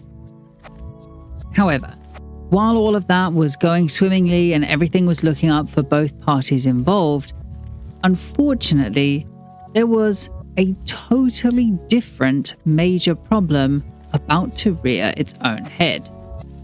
Specifically, who owned the Loewe name? As a tiny footnote earlier, I told you that it was Enrique Loewe Lynch who is now the head of the business after his father, Enrique Loewe Knapp, left to go and live in England, leaving Lynch to think his dad had left the company to him. But he didn't. Or at least he had left the company, but he still wanted to use the name Loewe. You see, instead of just retiring, his father had tried to encroach on the Loewe brand for himself by creating a new company called Enrique Loewe Knapp SA in 1986, and even then began claiming ownership over the Loewe name. Fortunately, Knapp did lose this battle in court, and Loewe was awarded the use of the Loewe name. But this legal battle went on for quite some time and certainly slowed the growth rate of the company. In the meantime, in June 1987, LVMH had finally been formed under an IPO, which means it was listed on the public stock market, after the families behind Louis Vuitton, Moet, and Hennessy, the former of the two had already merged in fact, got together to create a large conglomerate in France to protect their family stakes in their respective family companies. This did not, however, mean that Loewe had become part of LVMH. But Loewe International, the distribution company, was. It also did not mean LVMH was successful at first. In fact, because the families didn't really know what direction to take their new conglomerate, luxury leather goods or luxury drinks, they floundered a bit. The new parent company was not profitable, and LVMH almost fell into bankruptcy a year after their foundation. To try and stay afloat, some of the stock was sold very discreetly, and we don't know how much, to a then up-and-coming developer known as Bernard Arnault, but again, it wasn't enough of a cash injection to save the company. During the stock market crash of October 1987, they realized they just couldn't run from bankruptcy anymore, and so Henri Racamier proposed to the other families that they seek themselves a full buyout. Of course, you know that it was fulfilled by Bernard Arnault, then backed by the Guinness family, to make the company that we know today. But you may not know that Racamier and Arnault were like two peas in a pod. Together, they ousted the head of the Moet-Hennessy merger, Alain Chevalier, in a kind of hostile way, and within months, they had set out a new plan for LVMH, to make it the global leader in luxury goods. Any goods, as long as they were luxury. Totally separate from this, Loewe, the company, created the Loewe Foundation in a way that really reads like the Loewe family could see the writing on the wall of what LVMH might turn into, and set this up to protect their identity of Loewe being the purveyors of true craftsmanship. Then headed by Enrique Loewe Lynch, the foundation sought to fund creativity, support artistic education, and safeguard heritage in the fields of craft, art, photography, poetry, and dance by effectively giving all of these crafts a platform and a prize pot. There's no real documentation of how well the prize was received at this time, to be honest, so I don't actually know if the prize was prestigious at this time whatsoever. But that wasn't really the point. The idea of the foundation was to cement the idea of Loewe as a brand with the idea of craft. Their origins in the communal craft workshop, the first windows in Barcelona by Francisco Ferrer Bartolomé, the hiring of Vincent Vela, a fine artist, as a designer, the free rein given to Carvajal, allowing him to express his true creative vision. Craft and artistic expression had always been at the forefront of the Loewe brand, and this foundation wanted that remembered. Arnault, though, was far less concerned with art and craft and was much more concerned with commerce. But that's clearly for the best. LVMH was not profitable. It was losing money and losing share value hand over fist. At least that was until 1989, when Arnault, quote, pushed the company into the black by laying off 9,000 workers and selling off the disposable diaper division and most of its textile operations for $500 million. While that deal helped Arnault to leapfrog from his family's $15 million a year business to a company 20 times as large, and helped him earn the title of a force to reckon with in French business. Henri Racamier left in the following year.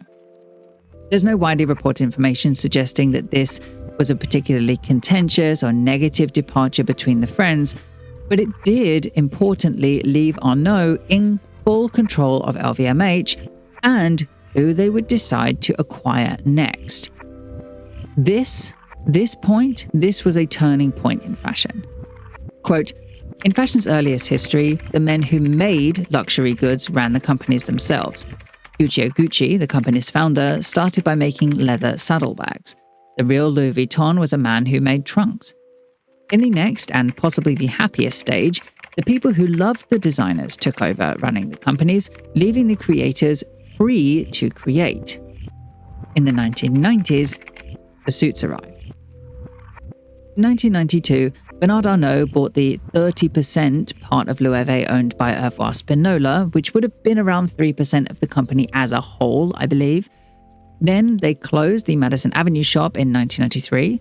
Loewe International sales were up 15% in 1994 to reach $63.7 million, while Loewe's consolidated sales hit $128 million. 23% of which from perfume sales, and 36% of which directly from wholly owned stores, which means Spain, where they had 18 owned locations. The same year, they debuted a new ready-to-wear designer in their first non-Spanish design hire in Cesare Fabre, who was Italian, debuting in Spring-Summer 95. And by 1995, LVMH was already in talks to buy the remaining unowned stake in the company. By 1996, the deal was complete. The Loewe family sold their remaining stake in the company to LVMH for an undisclosed sum. In 1996, it became fully owned by the conglomerate. But that still didn't mean Loewe was desirable to consumers. To quote Mima Viglezio, a former communications director at LVMH, in my Instagram DMs, she said, quote, "It's been a luxury, high-quality Spanish brand unknown internationally for many years, but known enough for Arnault to buy it. It makes me think about Bali. My mom and grandmom were buying it when they could afford luxury, but nobody outside Switzerland was really aware of it." So in that sense, LVMH had bought a strong company, but what they needed was a strong brand. And it was going to be an uphill battle. Chapter 11. Narciso Rodriguez. Loewe's 10-year contract with Louis Vuitton was up in 1996, and Enrique Loewe Lynch was free to buy back his family business at the now significantly larger size. But now that the time to do so had come, Au Revoir Spinola pulled out. They weren't part of the company anymore, and they weren't going to fund him. Loewe Lynch couldn't afford it alone, and despite his best efforts, no new financier came forward.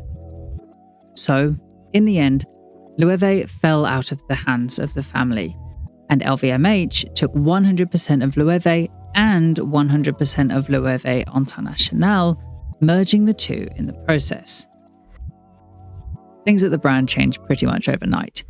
Arnault brought in several new team members, including a new chairman and CEO, Gerald Maslavo, and they set a new goal of having Loewe compete with Ferragamo, Chanel, and Gucci. This was a huge goal. Loewe was one of LVMH's smallest brands in their whole portfolio. Loewe's ready-to-wear was not doing numbers, and it was mostly only known inside of Spain, and even then only known as a legacy brand, not as a hot commodity. To fix this, they enacted the now classic LVMH strategy, using clothes as a likely loss leader to create buzz, which in turn would sell bags and shoes for good profit. Tasked with this method were the hired accessories designer Robert Page, who would take over the accessories division, and very importantly, to revamp the ready-to-wear as creative director, Narciso Rodriguez, who was then a very buzzworthy designer, having just designed the wedding dress of Carolyn Bessette Kennedy. Weirdly though, in the promotion of this new strategy, there came out a lot of claims of when the Loewe ready-to-wear offering had begun.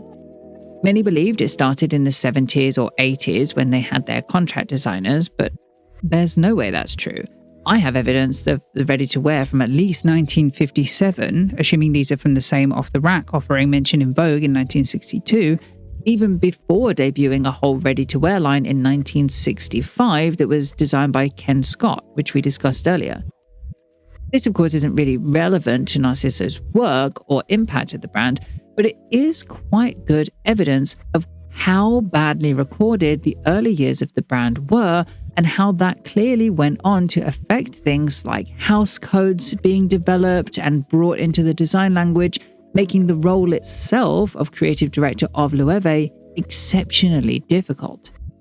It also didn't massively help that Rodriguez was American of Cuban descent, and Loewe had little to no footing in the United States. They didn't even have an advertising budget for the countries in North America at this point at all. They had planned for it in a couple of years, but it was very clear that when he started there was little tie between Rodriguez and the company. So, especially without a well-documented history of the brand, it's notable that finding a unique design style for Loewe as a brand would have been really tricky for the designer. However, with that said, he wasn't picked because he would be the best fit for Loewe. His design style in that sense really wasn't consequential at all. Instead, he was picked because he was famous. Following on from the very recent but well-received choice of Marc Jacobs at Louis Vuitton, who did debut in the same season as Rodriguez but was hired first, followed by Michael Kors at Celine, and now Rodriguez all debuting together in the Autumn-Winter 98 collection. They began to realize that it didn't actually matter if there was a connection between the heritage of the brand and the designer. As long as they could put a buzzy designer at the head of a heritage label, it meant that they could bank on both the old clientele returning for classics and a good introducer to a younger generation that needed that hook to get them through the door. Quote, much of the strategy to re-establish the brand relies on the association with Rodriguez, who reached celebrity status after he designed Carolyn Bessette Kennedy's wedding gown. Loewe is not exactly a household name, but the hip customer knows who Narciso Rodriguez is and that he's designing the line. But it didn't work as they had hoped. Though, in fairness, that wasn't for lack of trying. 2 seasons before his official Autumn-Winter 98 debut, they came up with a scheme to send a pre-debut collection into stores. The collection was small, only 9 pieces big, and it was only sent to 8 global Loewe stores, ones in Saks Fifth Avenue, New York, London, Tokyo, Hong Kong, Frankfurt, Madrid, and Valencia, Spain. It was aimed at elevating Loewe from the more casual clothes that they had made before, like their suede coats, and although they didn't give specifics on the design pre-release, hoping for it to be a surprise, Rodriguez did say that he focused it on the, quote, one thing missing from Loewe was the couture and glamour. In the end, the collection was silk separates, a beaded evening dress, and a $3,000 leather coat and handbag in 2 sizes. Unfortunately, there are no images of this collection. It was not received well. Though you should know that the failure of this as a collection is often attributed to a misstep in the distribution, not to Rodriguez. You see, it was rolled out while the team-designed Autumn-Winter 97 collection was still stocked in stores in an attempt to gauge interest in their new look. However, it ended up having quite the opposite effect when the combination of the two styles came across confusing to shoppers who were quick to point out the disconnect. It was simply too jarring. They ended up having to pull the pre-debut collection behind the counter to avoid confusion. Customers could still buy it where it was stocked, and it was displayed in some windows, but that's really only because they couldn't give up. They had already hired Rodriguez. This was already a ship that was sailing. In the end, that first pre-debut collection was so badly received that it ended up still being left in stores during the Spring-Summer 98 rollout instead of him making a second pre-debut collection, which had initially been planned. In order to rectify this, LVMH moved the Loewe location in Paris from 57 Avenue Montaigne to the LVMH-owned 46 Avenue Montaigne on the 30th of March and doubled down with new advertising from Peter Arnell that was set to make a big push for the debut collection, Autumn-Winter 98. And actually this went much better than the pre-collections. By which I mean, the reviews were simply okay. He promoted his Hispanic roots as a tie-in to the brand during the press interviews, and Maslow, despite announcing his April set leave from the brand in February before the March debut, concurred in his press interviews as well. Meanwhile, the design itself ended up being cheered for being simple, wearable, commercial even by critics, while the stores were undergoing a redesign to fit this new minimalist creative direction of the brand, pushing the narrative that this was all going as planned. However, naturally skeptical, the interested were eager to see the financial gain made from this seemingly very successful debut, something any brand would have jumped at boasting about. But unfortunately, the early financial numbers cleverly just tied Loewe's earnings with Louis Vuitton's, making the situation seem a hell of a lot better than we know it was in hindsight. In short, it became obvious that there was a lot of PR spin going into the launch of his first collection. Nevertheless, the fact remained that his designs weren't converting into sales. Frankly, they hadn't caused a big enough stir to make anything from Loewe really hit the zeitgeist in the way that they needed. In my opinion, it's just that this wasn't truly unique. The design at the time, though lovely, wasn't really distinct to Loewe's branding as the purveyor of craft and art, and it made it a little tricky to be excited about, something that you can read from nearly all of the reviews at the time. Here's an example from Anne-Marie Shiro from the New York Times, which reads, quote, Mr. Rodriguez used a lighter hand in his first collection for Loewe, the Spanish leather goods house, than in the signature collection he showed in Milan earlier this month. When he layered wool dresses for Loewe, he showed them over thin wool gauze rather than heavy knits, and skirts were in finer fabrics and often calf length rather than trailing on the floor. Do you see what I mean? It's not that they're necessarily bad, it's just that they're not excited about the debut collection. This, of course, was New York Times take. WWD was about the same. Vogue didn't mention it at all. The critics basically discussed the collection in a matter-of-fact way instead of showing excitement, which was the goal of LVMH. And this kind of makes sense. Minimalism in fashion had already been around for a whole decade thanks to people like Calvin Klein, and there were frankly much more exciting collections coming from brands like Lacroix, McQueen, Galliano, Catherine Hamnet, and frankly LVMH brands as well. Marc Jacobs at Louis Vuitton, Givenchy and Dior were all the talk of the town. It was the time of maximalist fashion, and Loewe's take on minimalism just got lost in the mix. I also don't necessarily think it helped very much that this design style for Loewe wasn't a massive departure from what they had already been doing before anyway. I do understand that with this, they didn't want to alienate their current customer, but if I pull up as many images as I can of previous collections on a timeline here for you to see, you can see very clearly that Loewe had already been doing this minimalist style for decades at this point, and pretty much anything could have been translated into this new collection. So they're not even getting the press of a shock factor with this collection. It didn't really pick up from here.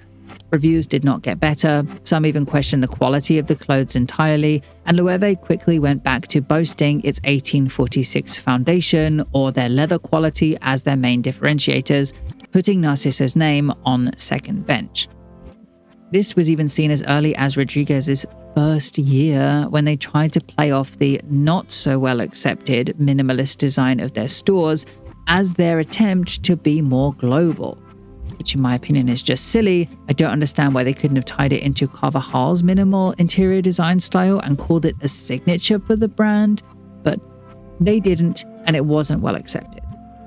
Soon, Mazzelavo's replacement was found in Ridgely Kisegrana, and within the same year, they planned yet another American-focused secondary line, a sportswear line exclusively with Saks in 1998, which, though there are no photos again, the collection was also designed by Rodriguez, just like the main line. I'm assuming the sportswear line was made to be a kind of diffusion line, basically in order to help the now struggling bottom line. It was released in a country they've historically not had much luck in at their high end, so perhaps this was meant as a cheaper alternative to work for the market without damaging their reputation in the other regions. Plus, to have it in Saks, separated by a floor or two from the world building that they were trying so hard for in their mainline, this was just the best chance that they could have of improving their bottom line without risking something like licensing or outsourcing. Naturally, it was far, far cheaper than the mainline. Their bestseller for the sportswear line was a $540 black V-backed wool dress, and according to Philip B. Miller, then CEO at Saks, it was actually selling. He lists mostly woolen pieces, $300 cashmere sweaters, $300 camisoles, a $490 cashmere dress, and a $300 A-line grey wool boucle skirt, as well as a $2,400 python skin jacket. The latter of which gives us a wonderful comparison for prices to the mainline, as the plain leather jacket from mainline Loewe was selling the previous year for $3,000. This new, slightly lower level targeted brand worked. 2 more Saks stores picked up the diffusion line for the following season, and it marked the first time Loewe had seen any real success in New York after having to pull out of the city because of the mess that was Trump Tower all those years ago. There was a string of changes. Later that year, in 1998, Gabriela Auarello was scouted to be the new director of women's ready-to-wear, where she was tasked with making sure Rodriguez's design was being produced faithfully and efficiently. There was a continued push for PR. They increased stockists in the US, which added to their growing year-on-year sales. They hired a new senior vice president in charge of global sales, a new LVMH communications director, and a new logistics chain was developed as computers became better integrated. But when none of that worked to make Loewe really explode in the public conscious, like their goal of being McQueen's Givenchy or Galliano's Dior, Rodriguez's contract was not renewed in 2001. After Spring-Summer 02, his 8th collection for the brand, and annoyingly the only one undocumented online, they cut their losses and blamed the split on Rodriguez wanting to spend more time in New York to work on his own namesake brand. It was likely a lie. Chapter 12. Jose Enrique Oña Selfa. Months went by without an announcement. The best guess for the creative director role was British designer Sofia Kokosalaki because she attended Rodriguez's final show, but of course no one could confirm or deny that she was in the running. That was part of the plan. This kind of buzzy waiting was exactly what LVMH wanted from reporters.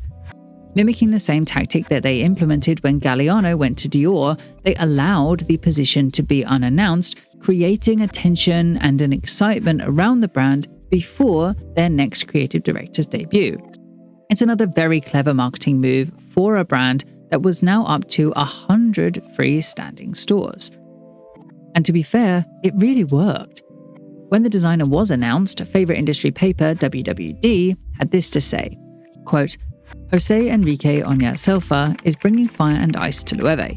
The 27-year-old designer, who hails from Brussels and Spanish émigré parents, said he plans to balance his hot-blooded roots with cool Belgian chic Friday when he shows his first ready-to-wear collection for the house, owned by luxury giant LVMH, Moët Hennessy Louis Vuitton. Quote, I want to be on the borderline between hot and sexy on the one side and Belgian on the other, he explained. The Belgian woman is very cold. She is everything but sexy. Karl Lagerfeld said Oña Selfa's key attribute is his real passion for the business, evident in his about-to-burst energy level and his decisive approach to the craft. You see, the designer, who was often touted as chosen by Karl Lagerfeld himself for the role, was much more seasoned than Narciso before him. It was therefore thought by critics that he would be able to produce much more artistically thoughtful collections that were in line with how the history of the brand was perceived. The media simply gushed over Oña Selfa in a way not afforded to Rodriguez before him. His debut, Autumn-Winter 02, was called, quote, one of the highlights of the season by The Independent, and said Ridley Quincegrana, president and CEO of Loewe, quote, Jose Enrique has a highly versatile style that will allow him to combine the technique and discipline of the designers of Northern Europe with the passion and sensuality of the South in a harmonious balance that fits Loewe's goals to perfection. Sex sells, and Oña Selfa's aesthetic had the cut and thrust that Loewe, a relatively unknown label compared to LVMH's other brands, Christian Dior, Givenchy, Louis Vuitton, Celine, needed. However, before you think it was all hunky-dory from here, seemingly LVMH weren't bolstering the brand with long-term growth in mind. Actually, this launch was all a ruse. Their main goal was not to grow the company, but to use Oña Selfa's work and the buzz that created in the interim to court a sale. But even that wasn't going too well, as they simply weren't a desirable candidate for a sale due to their too close logistical connection with Louis Vuitton. Quote, Loewe's presence in key markets like Japan by piggybacking Loewe concessions on Vuitton's distribution. The source said Loewe's value goes down once separated from Louis Vuitton. People were starting to worry that LVMH had overexpanded. And at this point, Loewe, as well as Celine, were the runt of the litter. Of course, LVMH denied these rumors, but it was hard to ignore. If Oña Selfa couldn't turn Loewe around, this was going to be the end. I managed to ask Oña Selfa about the pressure of this directly, in fact, and he said, quote, I only found out that the brand was for sale while I was there and also late, I would even say towards the last few years. It is with hindsight that I was finally able to associate certain events approached in strange conditions as curious or even absurd. In fact, if you're on my Patreon and you read through his statements and emails, which begin under 2001 in the timeline, you can see that he goes on to say that he saw pushback throughout his entire time at the brand. Quote, to this day, I remain the youngest designer to have signed as creative director of such a powerful luxury group. I felt like a fish in water, leather my passion, a painter who was given the mission of refreshing the walls without touching the structure. But I quickly became disillusioned. I found myself against the CEO and the management of Loewe in Madrid, who, although I had met several times before signing, did not want me. I was not their choice. I would say that it was this, more than a house for sale, information that I did not yet have, which was going to be my biggest challenge. Of course, he says he didn't know that they were trying to sell the house at this time, and so to him, he just thought it was his design style that they didn't like, which frankly would have been foolish as he actually did grow the business while there. In Asia specifically, something that he also said that he was very proud of. However, while this happened, it's clear from his experience that they were becoming increasingly frustrated with the clarity that their goal to sell the company wasn't going to happen. and instead, they needed to tighten their purse strings. Measures were taken to pull back the ready-to-wear in distribution, and it ended up being a turning point for the company. You see, while clothing for any luxury brand of this size is rarely profitable even today, for those that can afford it, it's so valuable to the visibility of the brand. We as consumers might not buy clothes from Louis Vuitton, but we buy bags from Louis Vuitton based on how desirable the clothes make that speedy bag look. It goes back to the marketing funnel that I showed you earlier. Because without clothes, it makes the sales of bags significantly harder. Of course, this is not as impactful today as it was then because social media creates the buzz today. But at this time, having presence in the correct stores, no less having clothing concessions which take up significantly more space, was a fundamental promotional tactic for luxury brands, especially if they were having these large, flashy concessions, as we know Loewe had commissioned in 1998. Consumers, at this time, needed a way to see the brand in a world without live stream shows, in a world without smartphones and social media and behind-the-scenes access. So, to withdraw that aspect of the business, it would have come at a huge detriment of brand positioning and exposure, both of which drastically affect desirability. Then you add to that the Spring-Summer 03 show was massively reduced in attendance, cutting invitations by more than half to only 300 with a maximum of 2 editors per publication. It was very clear that a shift was in the works. Not too long before the Autumn-Winter 03 show in October 2002, Delphine Arnault joined Loewe as a board member, and a month after that, Fabien Debacker was announced as the new president and CEO, following Ridgely Cinquegrana's exit. Come the new year, it looked like this was really it for Loewe. Even Chief Financial Officer Patrick Howell was quoted saying, quote, "I think we will continue selling some businesses, small companies, real estate and shares in companies," Howell said, responding to questions from analysts. "We will concentrate on our core businesses," which most outlets took to mean the shedding of brands like Thomas Pink, Loewe, Sephora, Guerlain, and even some said Givenchy. Then, when they were asked about Celine and Loewe directly, Bernard Arnault said, quote, "He's reviewing their performance and potential and taking a more hands-on approach." It wasn't looking good for Loewe, and it looked like they were gearing up to let Anya Selfa take the fall. To get a more direct insight into this, I asked Mima Viglezio about this time, as she worked as communications director for LVMH in 2004 before moving to PPR, and she was able to give me just how the suits were feeling about the struggling brand at the time. She said, quote, "Loewe was one of the worries. We were talking a lot about it as a heritage brand who was not finding the success it deserved." Honestly, my biggest takeaway from all of this is that it could not have been easy for Anya Selfa to design for Loewe under these conditions. Heavy rumors swelling about the sale. Knowing Loewe is the bottom of the barrel in LVMH, reminded of that from nearly every piece of publication about the brand at the time, and even expecting that he could probably be out of a job with no warning at any time. It must have been very difficult. And yet, in the face of all of this, he continued to receive excellent reviews season after season, many of which compared him to Rodriguez in a way that makes it very clear there's feelings that he was the better fit for the brand. In fact, the reviews were continually stellar across all platforms and literally every season. Actually, I could not find one negative review in any of the sources that I checked. Literally the closest thing to a negative review I could find was his debut from Autumn-Winter 02, when Janet Ozard for Vogue condescendingly called it a decent attempt, and that he, quote, "lost his way with awkward knee-length hobble skirts and release pleat wide-leg trousers," which, to be fair, is not actually that bad, considering everybody else seemed to completely love the collection and every subsequent collection. My own opinion of his work is that it reminds me very much of Daniel Lee's Bottega Veneta in recent years, as they had the same idea of following trends but translating it into the most incredibly luxurious leathers on the planet, or by making ordinary traditional garments in leather, which actually seem to be brought forward from Rodriguez's years, connecting the two quite nicely and causing less of a jerk reaction as Rodriguez himself had experienced.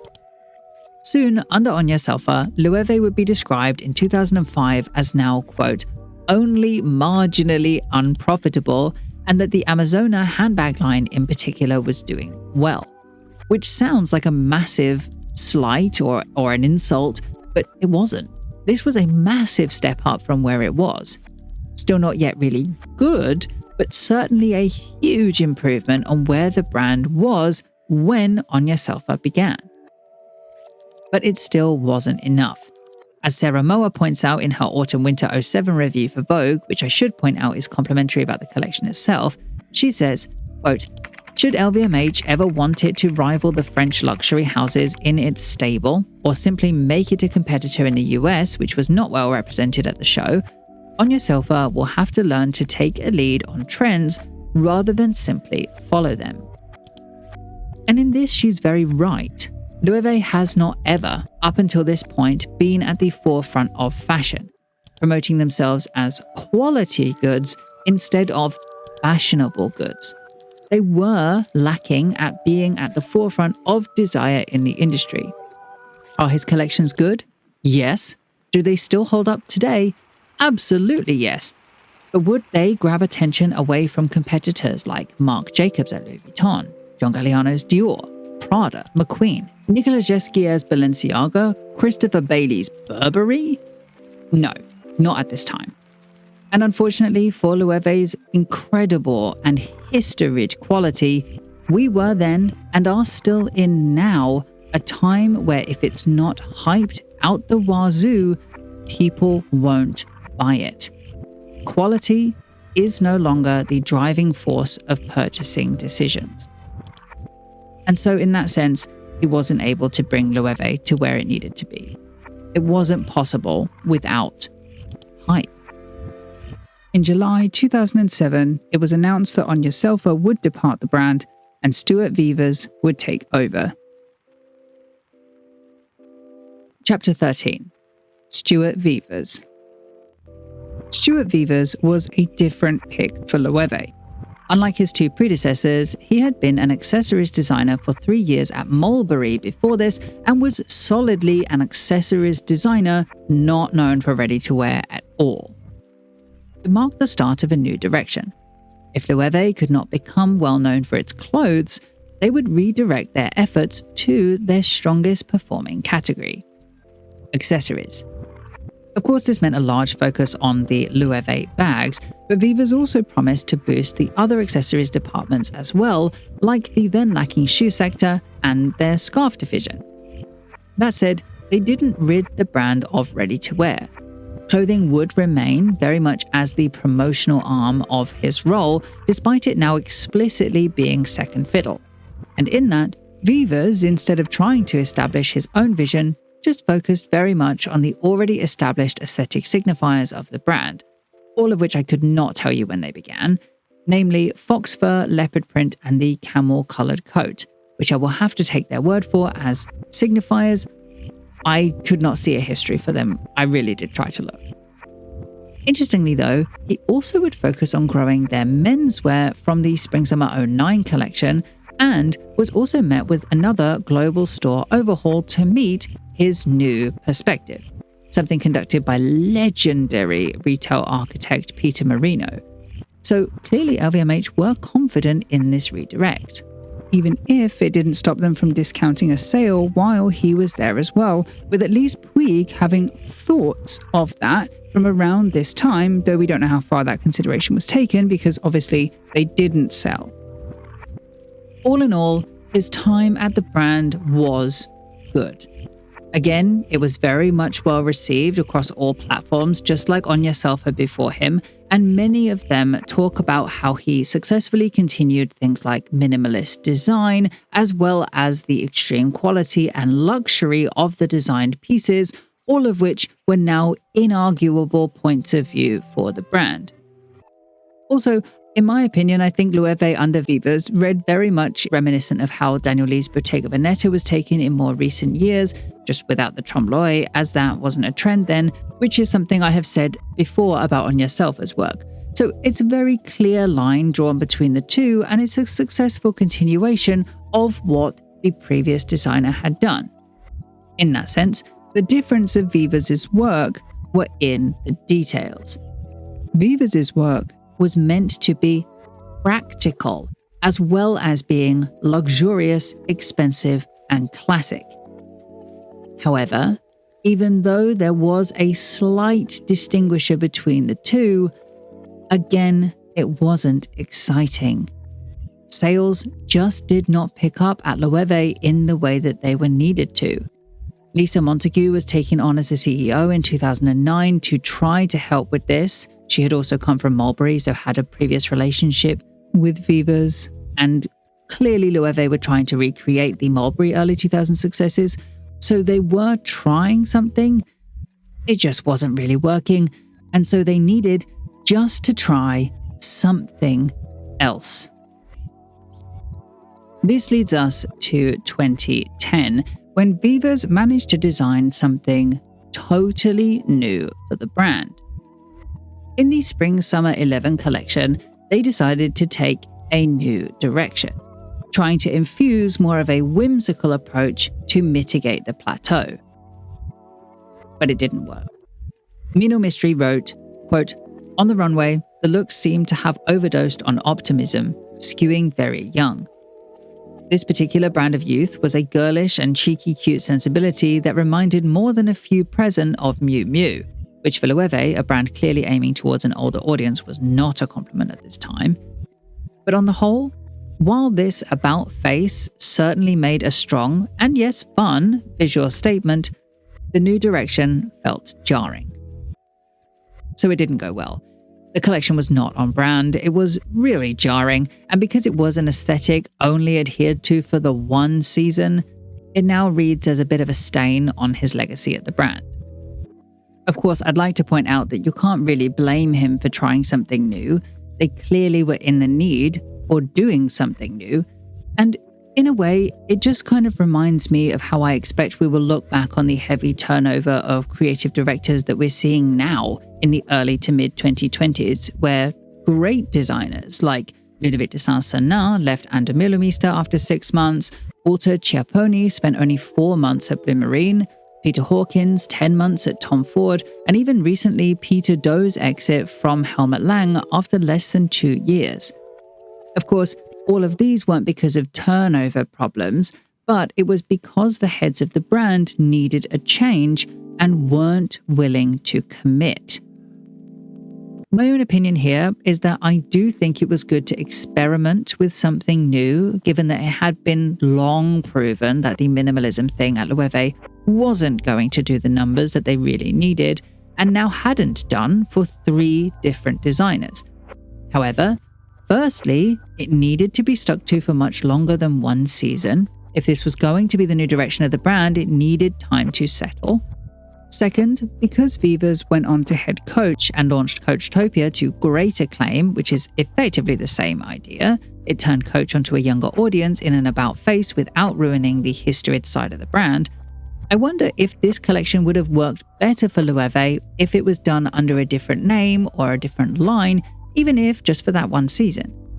And thirdly, as Mystery pointed out, even if they had stuck to this as a new direction, much like the minimalism thing, it still wasn't totally unique. It still didn't have its own distinct Loewe point of view, and it was easily compared to Miu Miu, or in my opinion, was similar to Marni, who was a more direct competitor as they were also primarily a leather and fur house.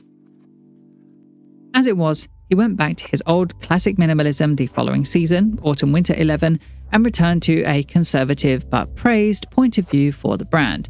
To quote Tim Blanks in his Autumn-Winter 12 review of the brand, he said, quote, "Stuart Vevers has been at Loewe 4 years already, and if it hasn't exactly been one of fashion's high-profile bells and whistles collaborations, Today's show was proof of how much a designer can achieve with a quiet commitment to his craft and an empathetic relationship with the 166-year-old Spanish house where he is creative director.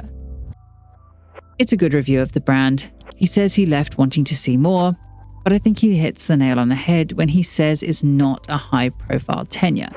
And that was something that we know explicitly that Loewe was desperately needing upon his appointment.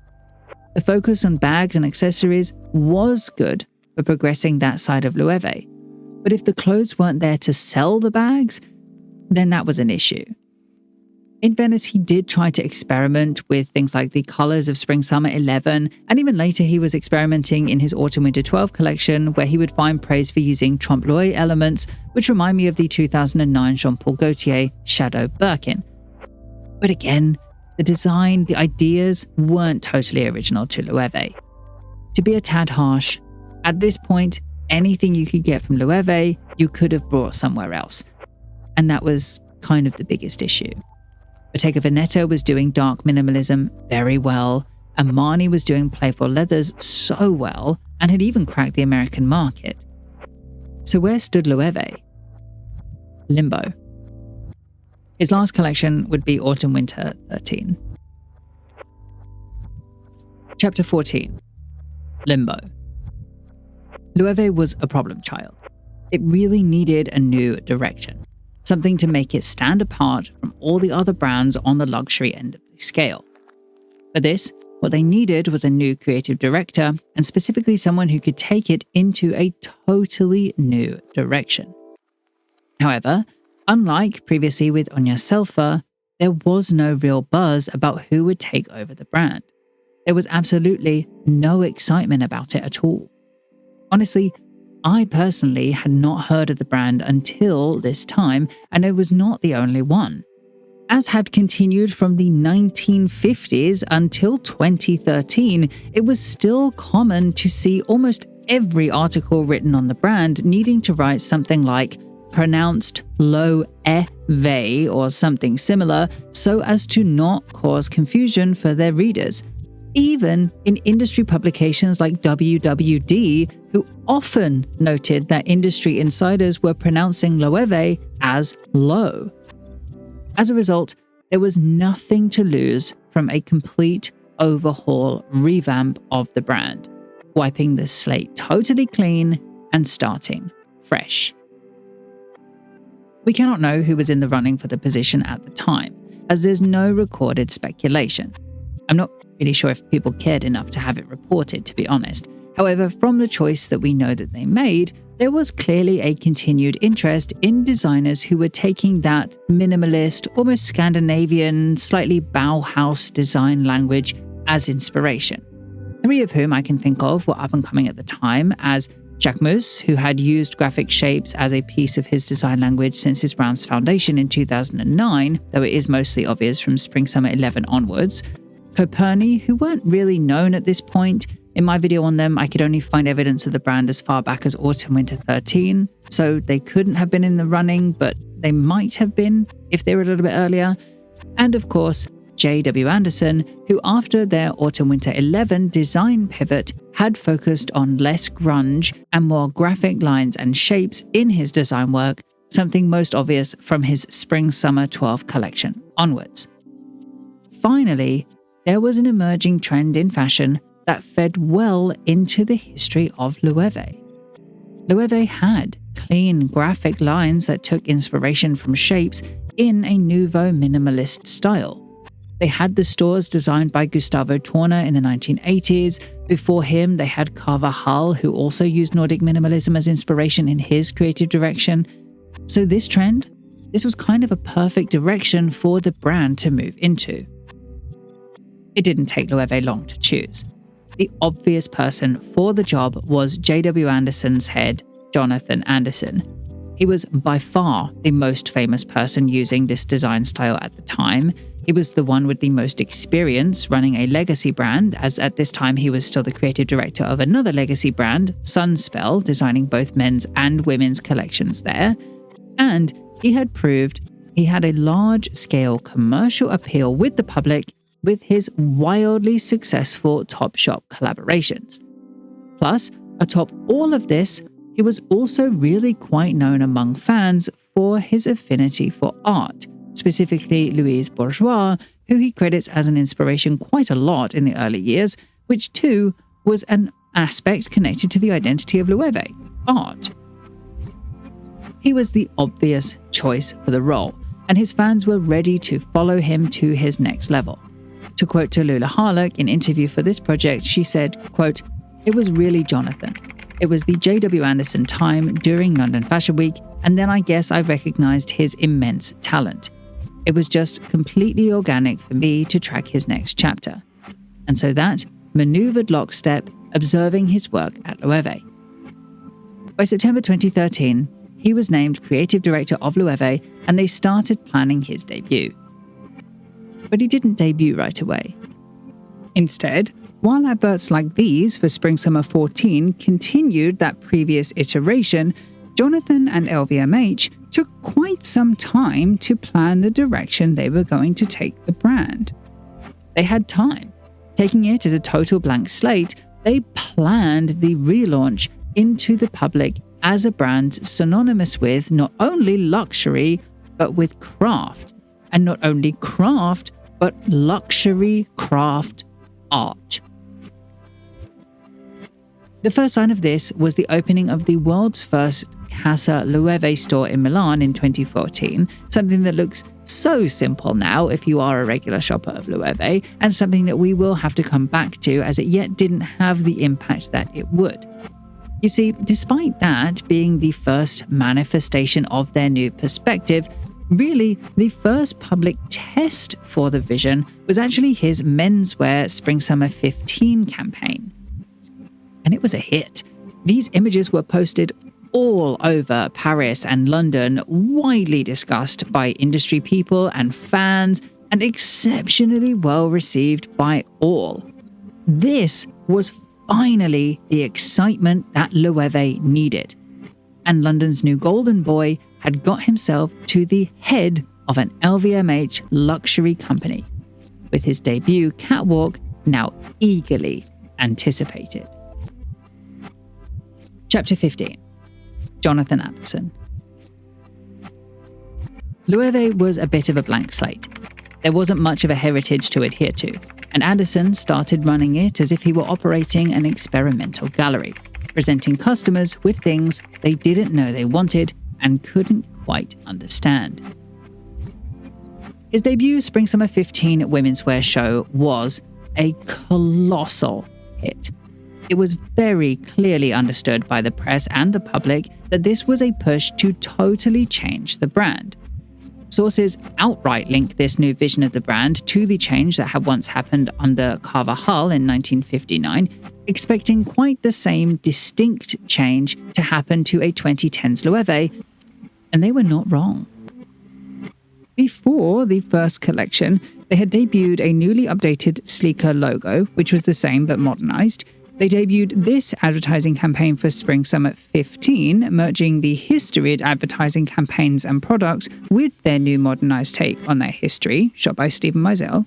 In 2015, they debuted the original puzzle bag to put a commercial spin on that shape-inspired minimalism, finding a massive hit bag in the process, and also marking the first time there was a crossover between the J.W. Anderson brand and the Loewe brand, because this zipper element at the top, which was its differentiator in the market, was actually an element improved of the zipper placket on this bag from the J.W. Anderson mainline, which had shown this bag in their Spring-Summer 15 season. It's not as user-friendly. I own this bag, it's not the most user-friendly bag, but the puzzle bag is. In 2016, they established the Loewe Foundation Craft Prize to double down on their craft art perspective. 2017 saw their first collaboration with Paula's Boutique, who merged with the brand in 2019 to become an official diffusion line. And by 2020, they were about to debut their biggest differentiator ever, one inimitable by any other brand for its synonymy with Loewe. But before we get onto that, it's paramount to understand how all of that was able to be integrated into the brand so well. You see, in each year since his Spring/Summer 15 debut, Jonathan was able to bring that excitement and buzz to the brand in a way none of the other creative directors had been able to before. Sure, he was already a very buzzy designer before his appointment, following the famous designer bias of LVMH, but still, unlike the creative directors before him, he was able to maintain and grow on that momentum each season. His growing fan base was posting more and more about the collections, and it seemed that with Jonathan, they had finally landed on the person they had been after for all of these years, to do what Mark did at Louis Vuitton or Galliano at Dior. JW made Loewe buzzworthy. People wanted to talk about Loewe. Did the clothes sell? Well, apart from those famous Loewe jeans, probably not, or at least nowhere near the quantities that it always looks like it is from the outside. But that wasn't important. He had reintroduced to great success the flamenco bag in 2013, before his debut, I should add, a hit bag in the puzzle bag 2015, another hit bag in 2017 with the hammock bag, and, not to skip too far ahead, another hit bag in the re-release of the Amazona bag in 2021, all of which remained desirable for years, even to this day. So, what the clothes were doing was making the bags visible and therefore selling them. For any normal luxury brand, this is good. This is the goal. But for Loewe, with over 170 years of heritage able to be boasted on the side, Loewe, with a royal warrant for their leathers able to be boasted on the side, this was a gold mine that they had been so eager to crack. Loewe was finally seen globally as Spain's Hermes, and they now had the revenue to back that up, with analysts estimating revenue anywhere between 250 million euros and 500 million euros in 2019. And best of all, because of the wild success of the partnership, people actually finally could pronounce Loewe now. This was something that had plagued the brand for literally 100 years, if not more, and was finally becoming solved because of how well received Anderson's Loewe had become. Finally, Loewe was desirable. They combined the LVMH strategy of hiring a buzzworthy designer with the hopes that it rubs off on the brand, with finding a designer who could translate the already established traditions of the brand into a marketable style that was genuinely distinct for a brand at that level. While Vevers, Selfa, and Rodriguez all had nice minimalistic design that was comparable to other designs already at the top level. So, at that time, it looked like Loewe was just a follower of trends. For Anderson though, because no other brand at this level was going for that style, Loewe looked like it was at the front of fashion. Really, it's that, the proximity to good and original design, that made them desirable. That was the key to popularizing their bags enough to make Loewe profitable. But it was still niche. It was still limited to people that were into fashion actively. It wasn't exactly the public phenomenon that it is today.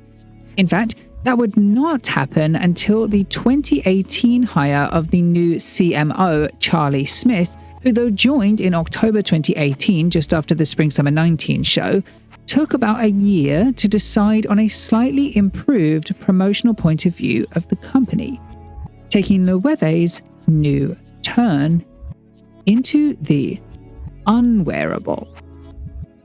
Beginning autumn-winter 2020, Loewe began to use unorthodox materials in their design, with these ceramic pieces suspended on various garments. It didn't receive a lot of press at the time, but it would mark a huge turning point for the brand, synonymizing the name Loewe with these craft arts in a way no other creative director had thought to do before. Sure, Loewe had been telling us that they were the pinnacle of craft excellence, They have had the Loewe Foundation since 1988, the Loewe Craft Prize since 2016. Even before both, they would promote the 160 years they had of leatherworking as a craft. It was even part of Francisco Franco's promotional efforts for Spain back when he was the dictator. The word craft specifically was so integrated into Loewe and Loewe's history that they were trying to make it unavoidable. But until this point, no other person had thought to distill their history to the word craft specifically and then think to integrate that into the promotional showpieces. By using these ceramic plates, which very importantly were made by ceramicist Takuro Kuwata, not the winner but the special mention at the Loewe Foundation Craft Prize in 2018, they were putting the idea that Loewe champions craft art at the forefront of their most impactful piece of promotional material, their catwalks. Literally, this is the first time that that idea is taken and put at the absolute forefront of promotion. Not of design, but of promotion. It's a moment of show me, don't tell me, that communicated the differentiator of the brand without having to say a single word. That's how you make a brand look special. You build a world around it instead of telling us explicitly that your bags are a nice leather. Now, these clothes aren't really meant to be worn. They have t-shirts, jeans, and leather coats for that. Instead, these showpieces are about world building and promoting the idea that Loewe, above all luxury houses, cares about time, effort, and specialization. It's them that cares about the time it takes to perfect a craft and display it, something reiterated in their grass pieces, their metal pieces, their clay pieces. Hell, even them helping so much with this video, which has taken over 3 months to produce, by the way, and not even once asking me to check if it fit with their narrative or even if it was complimentary on the brand whatsoever. What it does is it gives the customer something to believe in. They're buying more than just an incredibly good quality bag. They are buying craft. This, in turn, actually brings me back to something that I was talking about in the previous chapter. You remember when I mentioned that the first Casa Loewe store was erected in 2014 in Milan, and that was the first sense of the new direction that Jonathan Anderson was going to take the brand? Well, around the time of autumn-winter 2020, just before it in fact, this concept store would expand quite heavily. A new Casa Loewe store was erected in London in April 2019, then both Hong Kong and Ginza, Tokyo in November 2019. But they were slightly evolved. Now, instead of just being a home with precious things that one can buy, which is how the first store read, instead, they turned them into experiential marketing to bring forward a new aspect. It was now meant to replicate the home of a craft art collector. Quote, I want people to be able to come in and understand me and my creative vision because it is something that I have worked tirelessly to do. The shop should feel warm and domestic because fashion exists in the domestic environment and this can be conceptual. Honestly, I have to agree. Each time I visit a Casa Loewe, I'm always so excited to see the new art. Here is some footage I took in the Casa Loewe store in Seoul, and as you can see, it's dotted around, framing the retail space, which interestingly still has the same kind of ample walking space Carvajal once described, though that's less of a unique point today, and it still has the movable shop fixings or considered fixings as introduced by Carvajal as well. So it's integrating this idea of craft into the shop design itself, which I'm sure has more examples than I can think of this.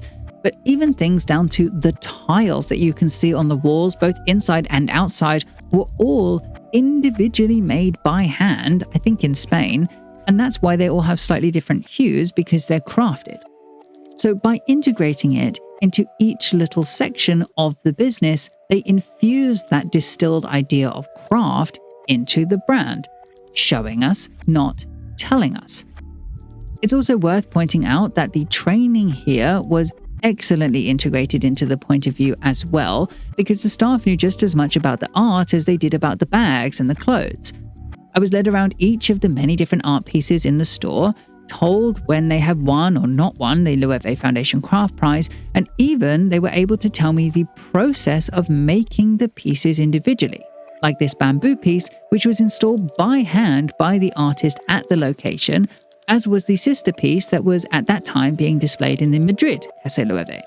Plus, with this method of combining the art and commerce, it justifies the cost of the art a little bit more than the, unfortunately, probably unsuccessful Loewe Crafted World, which was basically an art exhibition with a gift shop at the end that was meant to go on a world tour, but instead just lasted 3 months in Shanghai, ending May 2024, and didn't end up going on the announced world tour. Though I do suppose that is expected, because there wasn't a way to monetize this on the same scale, but it is a shame nonetheless. However, that is a bit of an outlier, because under Anderson, the distilled idea of Loewe to that word craft has been well infused into every aspect of the business, even in the non-profit making sectors, in a way that makes it so distinct. Their social media is famously promotional of how their most ingenious things that were shown on the catwalk are made. Their collaborations are very, very well chosen with IPs like Miyazaki, which is obviously so well connected to the world of artistic craft in animation. Even the people they have chosen for ambassadorship of the brand seem to be very well chosen. Ariana, arguably one of our generation's best vocalists, was dressed by the team for the Met Gala. Taylor Russell as well, one of our most talented up-and-coming actors. Daniel Craig had a campaign. He's a top British actor. Maggie Smith, may she rest in peace, also had a campaign. Even their K-pop ambassadors seem more closely considered than most of the other brands in the same league. Taeyong, for example, is known as a songwriter, which is something quite rare in K-pop, while NMIXX, though not well liked in Korea, has a totally unique approach to K-pop altogether that's very original and feels much more effortful. In the end, Loewe has become so synonymous with the word craft because of all of these things that it is able to be portrayed in a meme. If you remember that tomato, that was very Loewe. And as such, because it was so easy to connect with the brand from this, it became so desirable that not only the bags, but the clothes are now even faked. Thank you to Andy for sending me this on Instagram. Now, this era of the brand is ongoing, and while I can gush about how good it has been successful for a decade now. Because of that, over time, it does seem as if they have set themselves up for a large amount of customer expectation. And you know what they say about expectation? It often leads to disappointment. In a way, they have started to make a prison of their own craft, or a high horse from which to fall. Of the customer complaints I've noticed gain traction on socials, 2 in particular stand out. The first is that they didn't credit or contact the poster of the Loewe tomato when that went viral, something many felt was against the craft championship of the brand. And second was the lowered quality or decreasing quality over time, specifically with the puzzle bag. Its pattern became simpler, just leather patches appliqued onto a base now instead of the intricate puzzle of pattern pieces that gave the bag its name, and the fact that they also removed the feet from the bag.